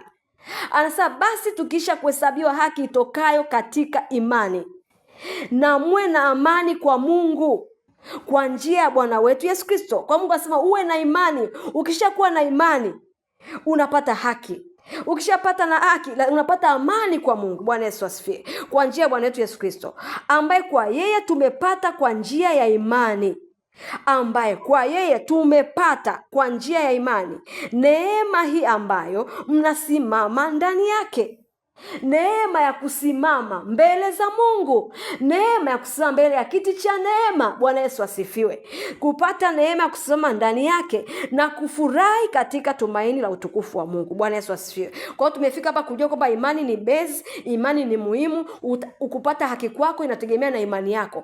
Kutimiziwa haki zako inategemea pia na imani yako, kwamba wanachotazama mbinguni pia sawa. Unataka hichi Mungu, una ahadi zako umezibeba, unapeleka mbele za Mungu, una faili yako, una scripture zako 20-30, una scripture zako 5, una hoja zako mnazo mbele za Mungu. Unamwambia Mungu, kuna hichi umesema, lakini mbona mimi niko hivi? Yesu umesema kwamba ulifanyika maskini niwe tajiri, mbona mimi ni maskini? Ninakuja mbele zako, naomba toba. Chochote kinachosimama kusababisha tuwe maskini, naomba toba na rehema na msamaha. Ikiwa adui yangu shetani ibilisi amekuja mbele zako usiku na mchana kitushtaki na kuachilia hukumu kwetu na kusababisha tuwe maskini, Mungu naomba rehema na kusamehe. Hiyo ndio hoja yako. Lakini sasa hayo maneno yote hayo yatakuwa na nguvu wakiona imani. Bwana Yesu asifiwe. Imani. Kwa hiyo bezi yako kubwa, no matter what you do, you must have faith. Imani inakupa haki. Imani ni mlango wa kusababisha upokee haki yako. Imani ni mikono yako ya kupokea mbele za Mungu. Imani ni currency ya kuchukua kitu, ya kununua vitu vya mbinguni. Imani. Kwa hiyo imani ni very key to any believer. Bwana Yesu asifiwe. Amen. Tunaingia kwenye kipengele cha muhimu sana, haki tulizonazo mbele za Mungu. Kwa sababu pia hii haki ni nini? Basi unaenda kwa Mungu na hoja. Mungu anataka kuona haki unayojua wewe kwa habari yako. Una haki gani? Una imani ndio, unadai haki. Sasa Mungu natadai haki kwenye kipengele. Mbona umesema kwa kupigwa kwako nimepona lakini naumwa? Mungu anataka uniambie sasa ni kitu gani unachojua ambacho kwa habari ya hiyo haki upate hiyo afya. Haki ya afya, nipe hoja. Tuojiane. Haki tulizonazo mbele za Mungu. Warumi 2, nitasoma 24, 26 tena nitaenda 28. Anasema wanahesabiwa haki bure kwa neema yake. Haki tunahesabiwa ni bure. Haijalishi umefanya nini, haijalishi umekosa nini. Ukishaenda mbele za Mungu kama ni mwana wa Mungu, umeokoka, unahesabiwa haki bure. Bwana Yesu asifiwe. Unahesabiwa haki bure kwa neema yake, kwa njia ya ukombozi ulio katika Kristo Yesu. Kwa hiyo mimi napenda mbele za Mungu, namwambia Mungu, ninadai haki kwa habari ya hichi kipengele. Kwa kuwa umesema nimehesabiwa haki bure, kwa neema yako. Baba, ninaomba toba juu ya hichi kipengele. Naomba rehema. Chochote kinachosimama nikose hii haki, Baba nasamehe. Ikiwa kuna uovu uliopita unasababisha nakosa hii haki, naomba toba, nisamehe, ni rehemu. Umesema we ni Mungu unayesamehe kwa ajili yako mwenyewe, nisamehe. Nimekuja naomba haki kwa sababu umesema mimi nitapata haki bure kwa neema yako. Naomba haki ya hichi kipengele. Bwana Yesu asifiwe. kuna kitu na kujengea kwenye akili yako jinsi ya kujieleza. Hoja kwa hoja. Bwana Yesu asifiwe. 25 anasema ambaye Mungu amekwisha kumweka awe upatanisho, njia ya imani katika damu yake. Kwa njia ambaye, sasa ni habari ya Yesu, ambaye Mungu amekwisha kumweka awe upatanisho kwa njia ya imani katika damu yake. Kwa njia ya imani katika damu yake. Kwa njia ya imani katika damu yake. Kwa hiyo kuna imani unatakiwa uiweke pia kwenye damu yake. Haleluya. Ambaye Yesu, ambaye Mungu amekwisha kumweka au upatanisho kwa njia ya imani kwa damu yake, ili aonyeshe haki yake kwa sababu ya kuziachilia katika ustahimilivu wa Mungu dhambi zote zilizotangulia kufanywa, apate kuonyesha haki yake wakati huu, ili awe mwenye haki na mwenye kumhesabia haki yeye amwaminie yeye. Kwa hiyo tunahesabiwa haki tunapomwamini Yesu tu. Hapo unahesabiwa haki. Kuna mtu anaweza kuniambia mimi, kwa nini mimi nimehesabiwa haki? Ulipompokea Yesu tu na kukubali Yesu kwa Bwana na Mwokozi wa maisha yako, akaingia ndani ya moyo wako, pale umepokea haki. Kwa unapoenda kusimama mbele za Mungu unasema kama mwenye haki, uliyesamehewa dhambi kwa njia ya Yesu Kristo aliyemwaga damu yake kwa njia ya imani kwa ajili yako. Bwana Yesu asifiwe. Basi twaona ya kuwa mwanadamu huhesabiwa haki kwa imani pasipo matendo. Bwana Yesu, hakuna unachokifanya kuweza kufanya upate haki. Yesu alishalipa. Hakuna unachoweza kufanya kupata haki. Hakuna unachoweza kulipa kupata haki. Yesu alishafanya, alishatoa, alishakubali kufa kwa ajili yako, alikubali kuchukua dhambi zako, alikubali kubeba mizigo yako, na kupitia yeye basi wote tumehesabiwa haki ya kwenda mbele za Mungu boldly, kwenda mbele za Mungu kama watoto, kwenda mbele za Mungu kama makuhani, kwenda mbele za Mungu kama wana wa Mungu. Bwana Yesu asifiwe. Haleluya. Bwana Yesu asifiwe. Nilikuwa naelezea kwa habari ya kipengele cha haki. Haki ulionayo una kwa njia gani? Kwa njia ya Yesu Kristo. Kwa kumwamini Yesu Kristo umepokea haki. Kwa una uwezo wa kwenda mbele za Mungu kuzidai haki zako. Una haki ya kuwa na afya, una haki ya kufanikiwa, una haki ya kuishi muda mrefu, una haki ya kufanya biashara zifanye vizuri, una haki. Sema ni jinsi tu sasa ya kujisikia kwenda mbele za Mungu kwa hicho kipengele ambacho unaona kabisa hakiko katika haki. Mungu, ni kitu gani kinaendelea hapa nisichokijua? Baba, nimekuja kwenye Supreme Court. Hichi kipengele Baba hakiko vizuri. Nimekuja mbele zako, ninakudai haki juu ya hichi kipengele. Naomba kiti chako cha neema kiachilie rehema. Ikiwa kuna uovu, kuna dhambi, kuna makosa ambayo yamesimama mbele zako yakizuia ili nisipate haki kwenye hichi kitu, Baba nisamehe. Wale ambao na kesi ambazo hazijaisha mahakamani, kama mahakama ya duniani haijafanya vizuri, ni wakati wa kwenda kwenye koti ya mbinguni kwa ajili ya kupeleka kesi yako, kwamba duniani wameshindwa kuniamulia haki, kadhi wa duniani wameshindwa, nimeleta kwenye kadhi wa mbinguni. Bwana Yesu asifiwe. Haleluya.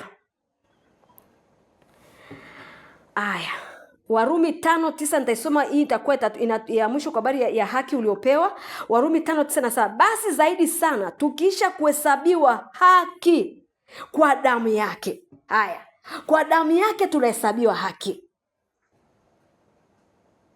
Kwa damu ya Yesu Kristo tunahesabiwa haki. Tutaokolewa na ghadhabu kwa yeye. Ina maana kama kuna ghadhabu ya Mungu kwenye kipengele fulani, kwa njia ya damu yake basi unahesabiwa haki. Haleluya. Jina la Bwana libarikiwe. Bwana Yesu ni mzuri jamani. Tuna kila sababu ya kumwadhimisha Yesu. Haleluya. Yesu ni mzuri, ametusaidia, nyinyi hamjui tu. Hivi nilikuwa nasoma Biblia, ukisoma Biblia kule nyuma kwenye Agano la Kale. Hivi unajua kila mtu alipokwenda kwa kuhani kwa ajili ya kwenda kuomba toba, lazima apeleke sadaka ya dhambi, alafu apeleke sadaka ya upatanisho. Lazima na sadaka mbili. Do you know that? Hivi unajua hata maskini alikuwa kama hana kondoo, anaambiwa alete njiwa. Kama hana njiwa, anaambiwa alepeleka unga. Bwana Yesu asifiwe. Lakini unakuta sisi hapa sadaka hatuendi nazo mbele, wenzetu ilikuwa inawagharimu. Yaani dhambi yake inamgharimu kutoa sadaka. Tena ni mbili, ya dhambi, soma hata Biblia nitaweza kupata scripture nataka. Ya dhambi na upatanisho. Bwana Yesu asifiwe. Yesu ametusaidia kitu kikubwa sana amwezi kuelewa. Ni kitu cha kumshukuru Mungu sana. Yesu ametuondolea burden. Kumbuka watu walikuwa wanachinja na kuchinja. Yaani nilikuwa nawaza mavazi yao yalikuwa yananuka damu kiasi gani. Yaani ilikuwa ni sehemu ya machinjo kwa sababu ni kuchinja usiku na mchana. Bwana Yesu asifiwe. Lakini Yesu kwa damu yake mara moja tu inautakasa ulimwengu wote. Gharama kubwa Yesu aliolipa, yani kila mtu angeweza kuijua, angekuwa na msifu Yesu kila siku asubuhi na mchana na jioni na kila saa. Bwana Yesu asifiwe. Ni kitu kikubwa sana ametusaidia. Fikiria kama ingekuwa ni nyakati za kale, ingekuta kama mimi ni kuhani, ni kuchinja na kuchinja. Kuchinja na kuchinja. Huyu ameleta njiwa unachinja. Huyu ameleta nini unachinja. Yaani kuchinja tu. Bwana Yesu asifiwe. Kwa hiyo tunamshukuru Yesu aliyeturahisishia kazi kwa njia ya damu yake. Haleluya. Haya, tunaenda sasa kuangalia kawaida ya hema ya zamani ili kupata reflection basi ya kwenye mahakama ya mbinguni kwa ajili ya kupeleka sasa maombi yetu. Bwana Yesu asifiwe. Ni kitu cha muhimu sana kuweza kujua kwa sababu usipokuwa lazima uwe na uhakika, uwe na imani. Unachokifanya kwa imani unafanya kwenye mazingira ya namna gani? Bwana Yesu asifiwe. Kawaida ya hema ya zamani ilikuwaje hiyo hema ya zamani? Na sasa hivi basi tunapoita mahakama ya mbinguni panakuwaje na tunaendaje? Tunaingiaje? Yaani ni vipi tunaenda kuingia, kusimamaje, tunafanyaje iweje? Kwa sababu neno la Mungu linatuongoza kwenye kila kitu kinachotakiwa kufanyika. Waebrania 9 mstari wa 1 mpaka wa 3. Alafu nitaenda wa 7 mpaka wa 8. Neno la Mungu linasema, naomba sikio lako sana. Tukiweza kujua hii kawaida ya hema zamani ilivyokuwa, tutaweza kujua basi sasa hivi kwa sababu ilikuwa ni kivuli cha hema ya kiroho, kivuli. Mungu alivyokuwa anamwambia Musa utajenga sije hekalu hivi, utaweka hivi, utaweka mapazia, utaweka mahali patakatifu, utatengeneza outer court, utatengeneza inner court, utatengeneza patakatifu na patakatifu. Vyote hivi Mungu alikuwa anamwambia Musa jinsi itakavyokaa. Ilikuwa ni kivuli cha kwa ajili ya sasa hivi huku tunakweli ambako tuko sasa hivi, ambako Yesu ametusaidia kwa damu yake na kwa mwili wake tunaingia kwa ujasiri. Bwana Yesu asifiwe. Anasema basi hata agano la kwanza lilikuwa na kawaida za ibada na patakatifu pake pa kidunia, lakini sasa tuna patakatifu pa kiungu kwenye heavens. Haleluya. 2 anasema maana hema ilitengenezwa ile ya kwanza mlimo kuwa na kinara cha taa na meza na mikate ya onyesho, ndipo palipoitwa patakatifu. Huko ni inner court ambayo inaitwa patakatifu kwenye hii ya pili ambayo nimesoma. 3 anasema na nyuma ya pazia la pili ile hema itoa patakatifu. Bwana Yesu asifiwe. Kwa hiyo kulikuwa kuna hema, kuna patakatifu, hapo ndo ambapo watu walikuwa wanatoa sadaka, hapo ndo watu walikuwa wanatakaswa, hapo ndo sadaka za dhambi zilikuwa zinatolewa na kila kitu. Alafu akishamaliza kuhani peke yake sasa anaingia sasa patakatifu. Lakini sasa hivi sasa imebadilika. Tunaingia wote boldly kwa sababu Yesu alishafungua njia kwa njia ya mwili wake na damu yake. Tunaingia patakatifu pasipo patengenezwa kwa mikono ya kibinadamu. Lakini kwa zamani walikuwa wanateza kwa jinsi ya mikono ya kawaida. Na kwa nini nakwambia hichi itakusaidia sana? Kwamba tunapoingia lazima kuna utaratibu wa kuingia kwenye court of heaven. Kuna utaratibu wa kuingia kwenye mahakama ya mbinguni. Kwamba kuna mahali ambapo panaitwa outer court, hapa nje patakatifu hapa. Sasa hapa ndo pale tunajitakasa, hapa ndo tunapoabudu, hapa ndo tunaposifu, hapa ndo tunaposhukuru, tunapomshukuru Mungu, tunamuinua Mungu, tunamwadhimisha. Alafu hapo ndo tunapotakaswa, tunapojitakasa. Ndipo tunapoingia sasa kwenye kile kiti cha neema. Bwana Yesu asifiwe. Ni muhimu sana kujua ili uweze kujua jinsi ya kuingia sasa kwenye mahakama. Haleluya. Anasema 7, lakini katika hema hiyo ya pili kuhani mkuu huingia peke yake. Sasa hapo ni patakatifu. Lakini katika hema hiyo ya pili kuhani mkuu huingia peke yake mara moja kila mwaka, wala si pasipo damu, atoayo kwa ajili ya nafsi yake na kwa dhambi za kutokujua na hao watu. Kwa hiyo kuna sadaka ambayo kuhani lazima atoe kwake na hao watu ambao anaenda kuwapeleka mbele za Mungu. 8 anasema Roho Mtakatifu akionyesha neno hili ya kwamba njia ya kupaingia patakatifu ilikuwa haijadhihirishwa bado. Hapo hema ya kwanza ilipokuwa ingali ikisimama. Kwa hiyo Roho Mtakatifu kwa anaonyesha sasa jinsi itakavyokuwa sasa hivi, sasa tunavyoenda kwa imani sasa, na hapa nakupa njia kujua kumekaaje. Haleluya. Unaingiaje? Kuna patakatifu. Hapa ndipo tunapoasifu, tunapoabudu. Hapa ndio ambapo sasa tunajitakasa dhambi zetu na maovu yetu. Tukishamaliza hapa ndio tunaingia sasa ndani kwenye kiti cha neema. Kiti cha neema ndio kiti cha enzi cha Mungu aliye hai. Kiti cha enzi cha Mungu aliye ndio kiti ambacho Mungu anakaa kwa ajili ya kuhukumu. Bwana Yesu asifiwe. Ndio kiti kinachoachilia rehema. Bwana Yesu asifiwe. Haleluya. Bwana Yesu asifiwe. Naamini tuko wote. Haleluya. Naomba kusikia amen za watu. Amen. Amen. Na napenda pia leo niulize, mnanielewa? Tunaelewa. Mnanielewa? Natamani nisimwache mtume kwa sababu itakusaidia sana, sio kwa ajili yako na kizazi na kwa sababu una vitu vingi havijakaa sawa. Kwa hiyo lazima ujue jinsi ya kupeleka mbele za Mungu na unaingiaje. Kwa hiyo ninachokufundisha hapa cha kukusaidia jinsi ambavyo unaingiaje sasa hapo. Amen. Kwa hiyo Roho Mtakatifu alikuwa akionyesha neno hili ya kwamba njia ya kupangia patakatifu ilikuwa haijajirishwa bado hapo hema ya kwanza ilipokuwa ingali ikisimama. Bwana Yesu asifiwe. Waebrania 9:21-23. Waebrania 9:21-23 anasema, na ile hema nayo na vyombo vyote vya ibada alivinyunyuzia damu vivyo hivyo. Kwa ina maana walikuwa kwenye ile hema, kila kitu kinanyunyuziwa damu, hata kama ni vitabu, hata kama ni nini, kila kitu kilikuwa kinanyunyuziwa damu. Na katika Torati karibu vitu vyote usafishwa kwa damu, na pasipo kumwaga damu hakuna ondoleo. Haleluya. Basi ilikuwa sharti nakala ya mambo yaliyo mbinguni, ambayo sasa ni ya sasa hivi tunaongea sasa hivi. Basi ilikuwa sharti nakala ya mambo yaliyo mbinguni zisafishwe kwa hizo, lakini mambo ya mbinguni yenyewe yasafishwe kwa dhabihu zilizo bora kuliko hizo. Ina maana kwa njia ya damu ya Yesu iliyo takatifu aliyomwaga kwa ajili yake mwenyewe, alienda kuipresent kwa Baba mbele za Mungu, akaipeleka ile damu mbele ya kiti cha enzi cha Mungu baada ya kufufuka. Bwana Yesu asifiwe. Ile damu sasa alivyoipeleka pale, anasema hiyo damu ni shati, hiyo damu pia isimame kwa ajili ya vitu vilivyoko mbinguni pia.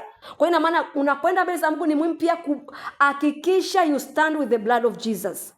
Yaani usikose.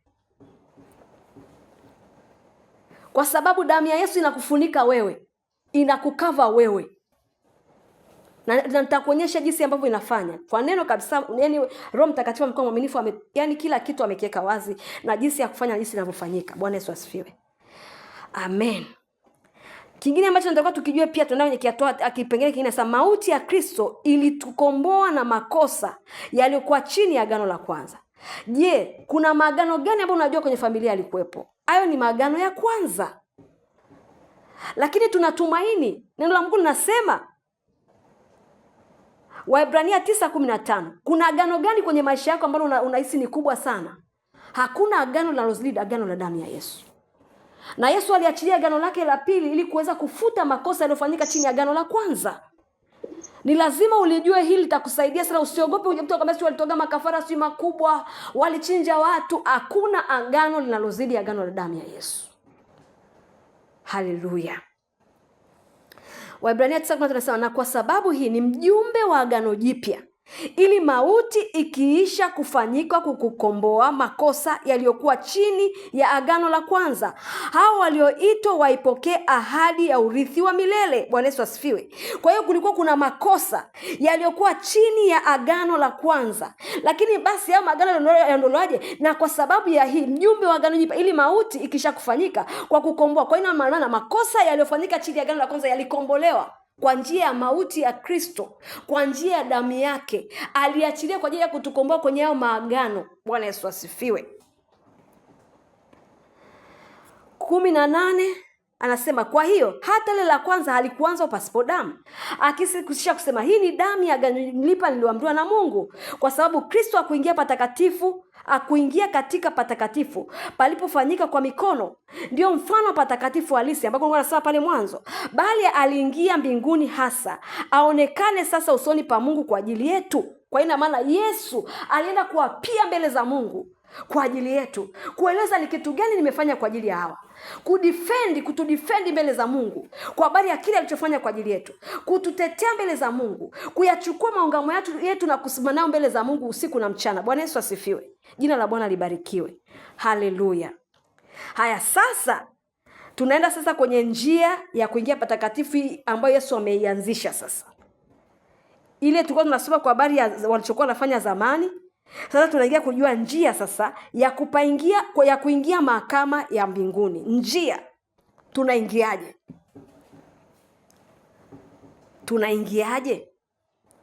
Zaburi ya 100 mstari wa 4.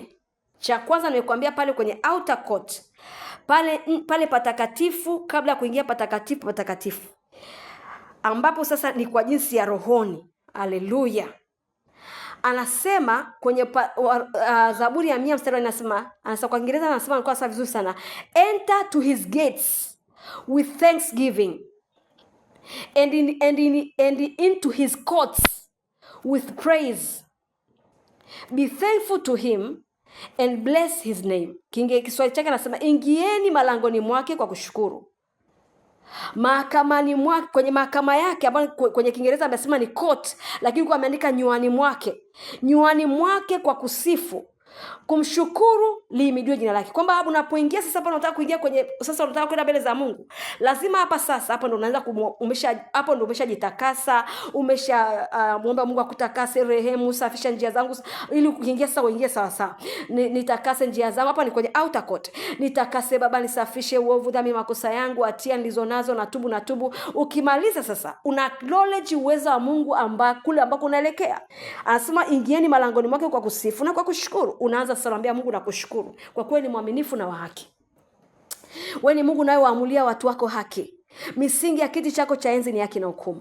Baba, ninaliabudu na kulinua jina lako. Wewe ni mwaminifu na wa haki. Wewe utokea misingi ya kiti chako cha enzi Baba imedhibitika kwa ajili ya kuwatetea watu wako Baba, katika jina la Yesu. Asante Baba kwa kuwa wewe ni Mungu mwaminifu, unalitazama neno lako pate kulitimiza. Nami nimekuja mbele zako Baba nikiamini kabisa uweza wako na nguvu zako na uaminifu wako ulionao milele utaenda kusimama pamoja nami na kutukuza Bwana na kuinua Yesu uliyekubali kuchinjwa kwa ajili ya dhambi zangu na kutukuza. Hapo ni unasifu. Bwana Yesu asifiwe. Unamsifu Yesu kwa kazi alizozifanya kwa msalaba. Kwa nini? Hapo ni malangoni unaingia. Bwana Yesu asifiwe. Alafu sasa ndio unazama ndani. Bwana Yesu asifiwe. Bwana Yesu asifiwe. Amen. Haleluya. Amen. Afu sasa unaingia sasa kwenye Waebrania 10. Nitasoma mistari michache ambayo nitarukaruka michache hapo. Anasema ndipo aliposema, tazama nimekuja niafanye mapenzi yako. Aondoa la kwanza ili kusudi asimamishe la pili. Kwamba Yesu anakuja sana amekuja kuyatimiza mapenzi ya Mungu, kuondoa agano la kwanza kusimamisha la pili. Kwa hiyo kuna agano gani lilikuwepo unaweza likaondolewa? Hii ni hoja. Lakini huyu alipokwisha kutoa kwa ajili ya dhambi na dhabihu moja idumuyo hata milele, aliketi mkono wa kuume wa Mungu. Kwa ina maana Yesu yuko kwenye mahakama ya mbinguni, ameketi mkono wa kuume wa Mungu pale kwa ajili ya kukutetea, kwa ajili ya kuyachukua maungamo yako vizuri mbele za Mungu na kusimama na kwa ajili yako. Bwana Yesu asifiwe. Kama hakimu wako, kama advocate wako. 12 anasema lakini huyu alipokwisha kutoa kwa ajili ya dhambi na dhabihu moja idumuyo hata milele, aliketi mkono wa kuume wa Mungu. Maana kwa toleo moja amewakamilisha hata hao wanaotakaswa. Kwa hiyo kwa toleo moja la damu yake alitukamilisha kwa vipi? Tustahili kusimama mbele za Mungu, kustahili kujieleza mbele za Mungu, kustahili kusikilizwa. Alitukamilisha kwamba tunaposimama mbele za Mungu tunakuwa blameless. Alitukamilisha kwa damu yake. Bwana Yesu asifiwe. Wanaotakaswa dhambi zao na uasi wao sitaukumbuka tena kabisa. Kwa njia ya damu yake dhambi zetu na uasi wetu haukumbukwi kabisa. Bwana Yesu asifiwe. Bali ndugu, kwa kuwa tuna ujasiri wa kupaingia patakatifu kwa damu ya Yesu. Nikwambia tunaingia kwa damu. Lazima unapoingia patakatifu lazima uingie na damu. Lazima ujinyinyuzie damu. Lazima uachilie damu ya Yesu kwenye hoja zako. Umeambiwa nakala zote za mbinguni zilinyunyiziwa damu. Nyunyuzia damu ya Yesu kwenye maneno ya kinywa chako. Nyunyuzia damu ya Yesu kwenye maneno ya moyoni mwako. Achilia damu ya Yesu. Alafu simamisha damu ya Yesu isimame mbele yako, mbele za Mungu. Bwana Yesu asifiwe. Anasema ni kitu cha muhimu sana kukizingatia unapoenda kwenye mahakama ya Mungu. Damu ya Yesu ni very key. Haleluya. Anasema basi ndugu, kwa kuwa tuna ujasiri wa kupangia patakatifu kwa damu ya Yesu, njia ile aliyotuanzishia, iliyo mpya, iliyo hai, ipitao katika pazia, yani mwili wake. Haleluya. Na kuwa na kuhani mkuu juu ya nyumba ya Mungu. Kwa huyu mkuhani Yesu Kristo yuko pale usiku na mchana. Bwana Yesu asifiwe. Yupo. Kwa unapoingia pale kwenye court, ukao ukielewa Yesu yupo kwa imani. Kwa wale ambao wana macho ya kuona, Mungu atawajalia wataona. Lakini wale ambao wana macho kwa imani, amini hivyo, Yesu yuko pale. Mungu yuko pale. Haleluya. Damu ya Yesu iko pale. Haleluya. Kwa sababu aliwakilisha mbele za Mungu, alipofufuka tu alipeleka. Bwana Yesu asifiwe. Na tukaribie basi, anasema kwa kuwa na kuhani mkuu juu ya nyumba ya Mungu, na tukaribie wenye moyo wa kweli. Mungu anataka tukienda mbele zake basi tuende na moyo wa kweli, kwa utimilifu wa imani. Umeona? Nawaambia moyo wa kweli na hakikisha uko kamili katika imani. Hali umenyunyuziwa mioyo, hali tumenyunyuziwa mioyo. Nimekwambia kunyunyuziwa damu ya Yesu.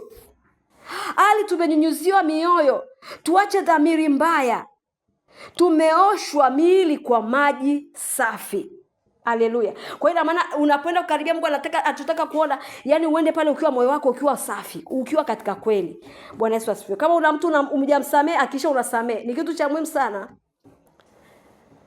Kama una mtu umemshikilia, samee, kwa sababu ukienda utasikilizwa.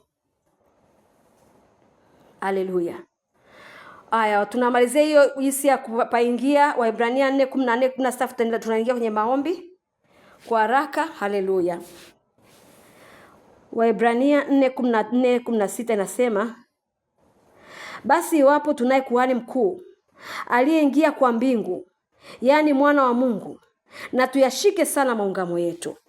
Basi na tukikaribia kiti cha neema kwa ujasiri. Baada ya hayo yote umeshajua, sasa una ujasiri, una imani, una moyo wa kweli. Haleluya.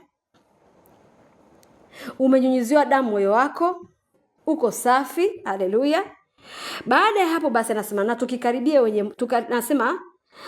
anasema basi na tukikaribia kiti cha neema kwa ujasiri, ili tupewe rehema na kupata neema ya kutusaidia wakati wa mahitaji. Bwana Yesu asifiwe. Haleluya. Bwana Yesu asifiwe. Bwana Yesu asifiwe. Naamini mmenielewa. Natamani hapo ni kitu cha muhimu sana kitakusaidia. Mateso yako yanaweza kaishia hapo.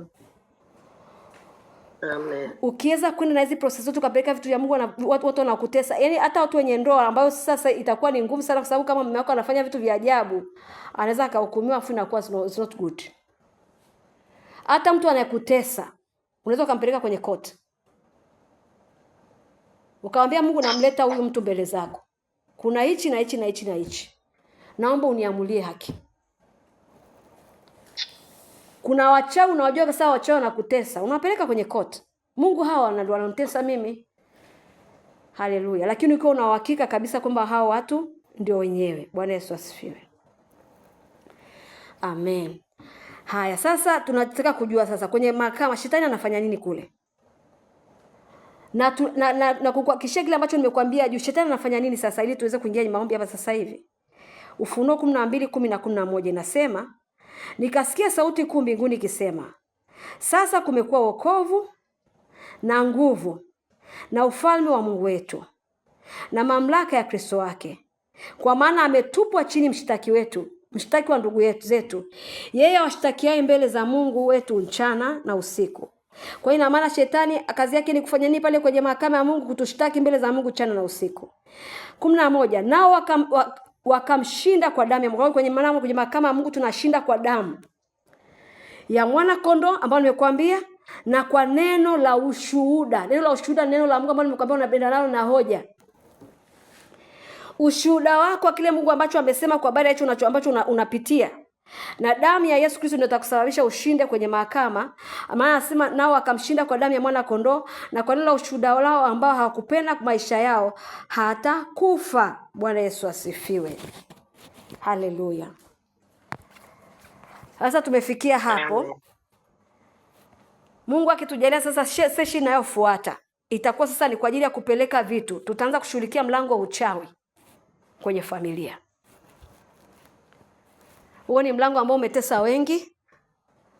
Tutaenda mbele za Mungu kwa ajili ya huo mlango. Tutaupeleka mbele za Mungu na kuomba toba kwa ajili ya kila matukio ya kichawi yaliyofanyika kwenye familia. Kila uchawi, aina ya uchawi uliofanyika kwenye familia tutatubu. Alafu tutaomba Mungu sasa ingilie kati, huo mlango ufungwe. Haleluya. Na adui tutaenda kufuta na mashtaka tena, maana tushtaki kwa sababu ya uchawi kwenye familia ambao unawapa wachawi wengine pia walalo kutushambulia kupitia huo mlango wa uchawi. Hilo ndio lango tutakalolishughulikia kipindi kinachofuata. Lango la uchawi na damu zilizomwagwa kwenye bloodline. Bwana Yesu asifiwe. Tumeshajua jinsi ya kuingia. Tumeshajua jinsi ya kuingia pale kwenye hiyo mahakama. Una kitu kinakutesa, tumeshajua jinsi ya kuingia nacho mbele za Mungu na kujieleza. Andaa scripture zako za kutosha. Leo unasumbuliwa unatafuta watoto hujapata. Neno la Mungu linasema nini kwa habari ya kupata watoto? Mungu ametoa ahadi gani kwa habari ya kupata watoto? Chukua scripture zako za kutosha kwa habari ya kupata uzao wa tumbo. Peleka mbele za Mungu. Una biashara, chukua neno linalohusu biashara. Mwambie Mungu, umesema hivi kwenye neno lako, lakini hili jambo halijakaa vizuri. Niko mbele zako leo kwa damu ya Yesu ninatubu.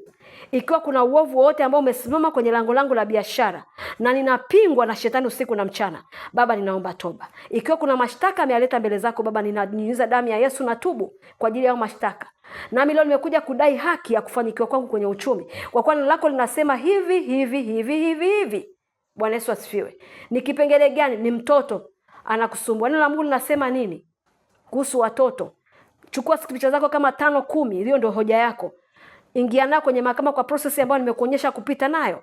Unaenda mbele za Mungu, unamwambia Mungu, nakushukuru kwa kuwa ni mwaminifu na wa haki. Asante kwa kuwa umesema watoto ni thawabu, lakini mtoto amekuwa sio thawabu kwangu, ni mateso kwangu, ni msiba kwangu. Nimekuja kwako nikiomba toba kwa ajili yangu mimi mwenyewe. Yamkini kuna maneno niliwahi kumtamkia na shetani anatumia kisheria kwa ajili ya kumpiga mtoto wangu na kunitesa.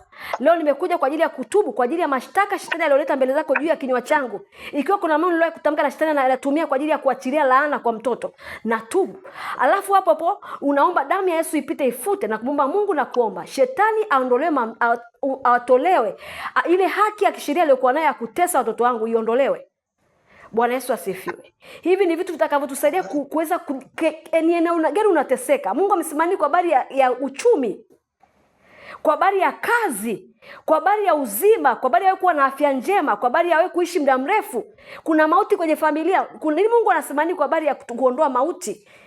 Haleluya. Haleluya.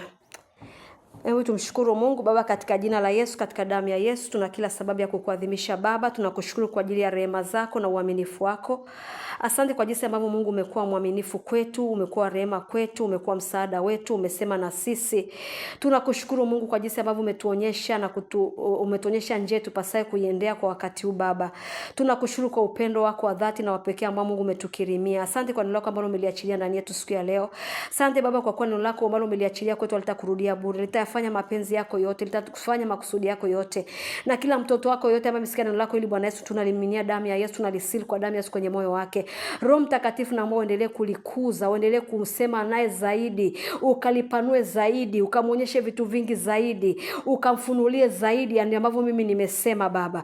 Naomba ukawajalie kuwa effective kwa ajili ya kujieleza mbele zako. Kwa ajili kuwa effective jinsi ya kusoma mbele zako na kujieleza Baba. Katika jina la Yesu, katika damu ya Yesu. Mungu namfunika kila mtoto wako kwa damu yako ya thamani. Mungu naomba walinde waingiapo na watokapo. Usiwapungukie wala kuacha Baba. Walinde, watunze, wahifadhi. Kila mmoja Bwana Yesu kwa njia yake, kwa namna yake. Ukamtetee Mungu anaposimama mbele zako. Katika jina la Yesu, katika damu ya Yesu. Katika jina la Yesu, katika damu ya Yesu. Naomba wingu lako Bwana Yesu likamfunike kila mmoja. Na neno lako ambalo Mungu tumesimama kila mmoja Bwana Yesu likakae ndani yao na likazae matunda. Si kwa ajili yao, tuna vizazi na vizazi na vizazi vitakavyokuja. Kwa ajili ya utukufu wa Kristo Yesu, Mungu nakushukuru kwa kuwa mambo mengi kwenye familia yako ambayo yamekaa vibaya, ambayo alikuwa anatakiwa kuamuliwa kwenye mahakama yako Bwana, yanaenda kuamuliwa sasa. Katika jina la Yesu, katika damu ya Yesu tumeomba yote, anakuamini na kupokea.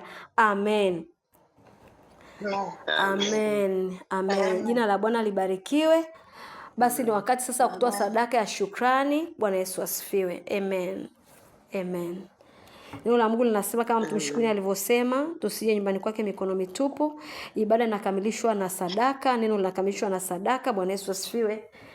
Kutoa pia ni imani. Kutoa ni kitu cha muhimu sana. Ingawa watu wengi sana tunakiignore, tunakiona kama hakina nguvu, hakina mashiko, lakini kwenye Mungu roho kina count. Neno la Mungu linasema wasema yake hazina zako mbinguni ambako hakuna kutu. Ina maana Mungu anachokuambia ni kwamba kuna wakati sadaka yako itakusaidia.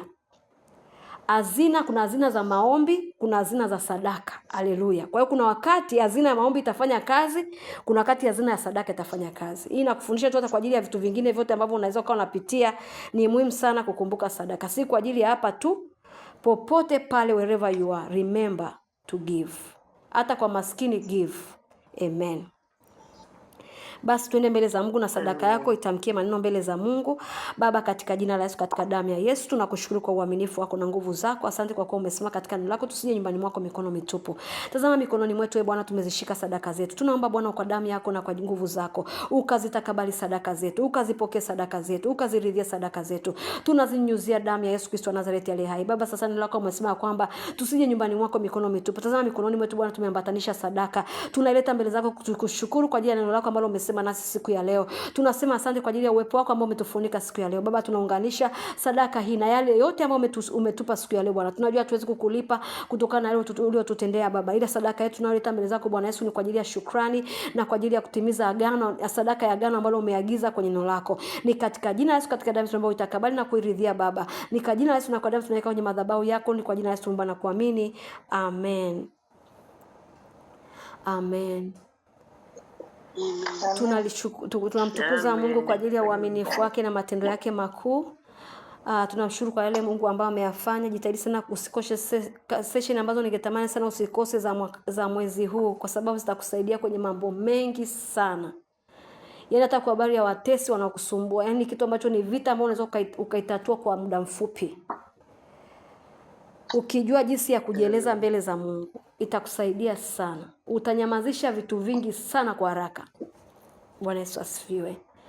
Basi pokea baraka za Bwana. Baba, katika jina la Yesu, katika damu ya Yesu, asante kwa ajili ya kila mtoto wako ambaye yuko mbele yako sahi Baba. Baba, kwa damu ya Yesu, kwa jina la Yesu, naachia damu ya Yesu Kristo juu yao. Mungu, ninawabariki kwa damu ya Yesu, nawabariki kwa jina la Yesu. Baba, ninakusihi kwa kadri ya wingi wa rehema zako, nguvu zako, uweza wako uende kwenye kila dakika, kila sekunde, kila saa, usiku na mchana, wa biashara zao, wa kazi zao, wa nyumba zao, wa ndoa zao, wa watoto wao, kwa jina la Yesu Kristo aliye hai. Ninalodi kwenye kila dakika, kila sekunde, kila saa, usiku na mchana, asubuhi, mchana na jioni, wa wiki nzima hii mpaka inapoisha, kwa jina la Yesu Kristo aliye hai. Ninalodi hizo dakika, sekunde na masaa na usiku na mchana na jioni. Nalodi kwa baraka za Bwana, nalodi kwa milango wazi, nalodi kwa kufanyikiwa, nalodi kwa afya njema, nalodi kwa ajili ya breakthrough kwa damu ya Yesu Kristo aliye hai. Natangaza kila dakika, na itangaza itakuwa breakthrough kwako. Kila saa itakuwa breakthrough kwako. Kila siku itakuwa breakthrough kwako. Mchana itakuwa breakthrough kwako. Asubuhi itakuwa breakthrough kwako. Jioni itakuwa breakthrough kwako. Katika jina la Yesu, katika damu ya Yesu, ninaiamuru dakika yoyote, sekunde sana, siku yoyote ya wiki hii yote mpaka inaisha, kwa jina la Yesu, na iamuru ikawe mlango wazi kwako. Na iamuru ikawe mlango wazi kwako. Na activate malaika kusimama kwenye hizo sekunde, hizo dakika, hizo saa, hizo usiku na mchana, jioni, wakasimame kwa ajili ya kukutetea na kupigania malangoni, katika jina la Yesu, katika jina la Yesu, katika jina la Yesu. Ninaachilia nguvu za Mungu aliye hai kwenye hizo dakika, kwenye hizo sekunde, kwenye hizo saa, kwenye hiyo asubuhi, mchana na jioni wa siku za wiki zilizobakia, katika jina la Yesu. Ninatangaza na kutamka kila nilichokitamka sahihi kikae loaded kwenye hizo dakika, sekunde na masaa, na kuzimwaga kwenye kila kipengele cha maisha yako, na kuzimwaga kwenye kipengele cha maisha yako kwa jina la Yesu. Utafanikiwa mchana, utafanikiwa jioni, utafanikiwa usiku, utafanikiwa mchana, katika jina la Yesu. Bwana akakulinde na mabaya yote. Bwana akakulinde nafsi yako. Bwana akakulinde uingiapo na utokapo, tangu sasa na hata milele, katika jina la Yesu na katika damu ya Yesu nimeomba na kuamini. Amen. Mungu awabariki.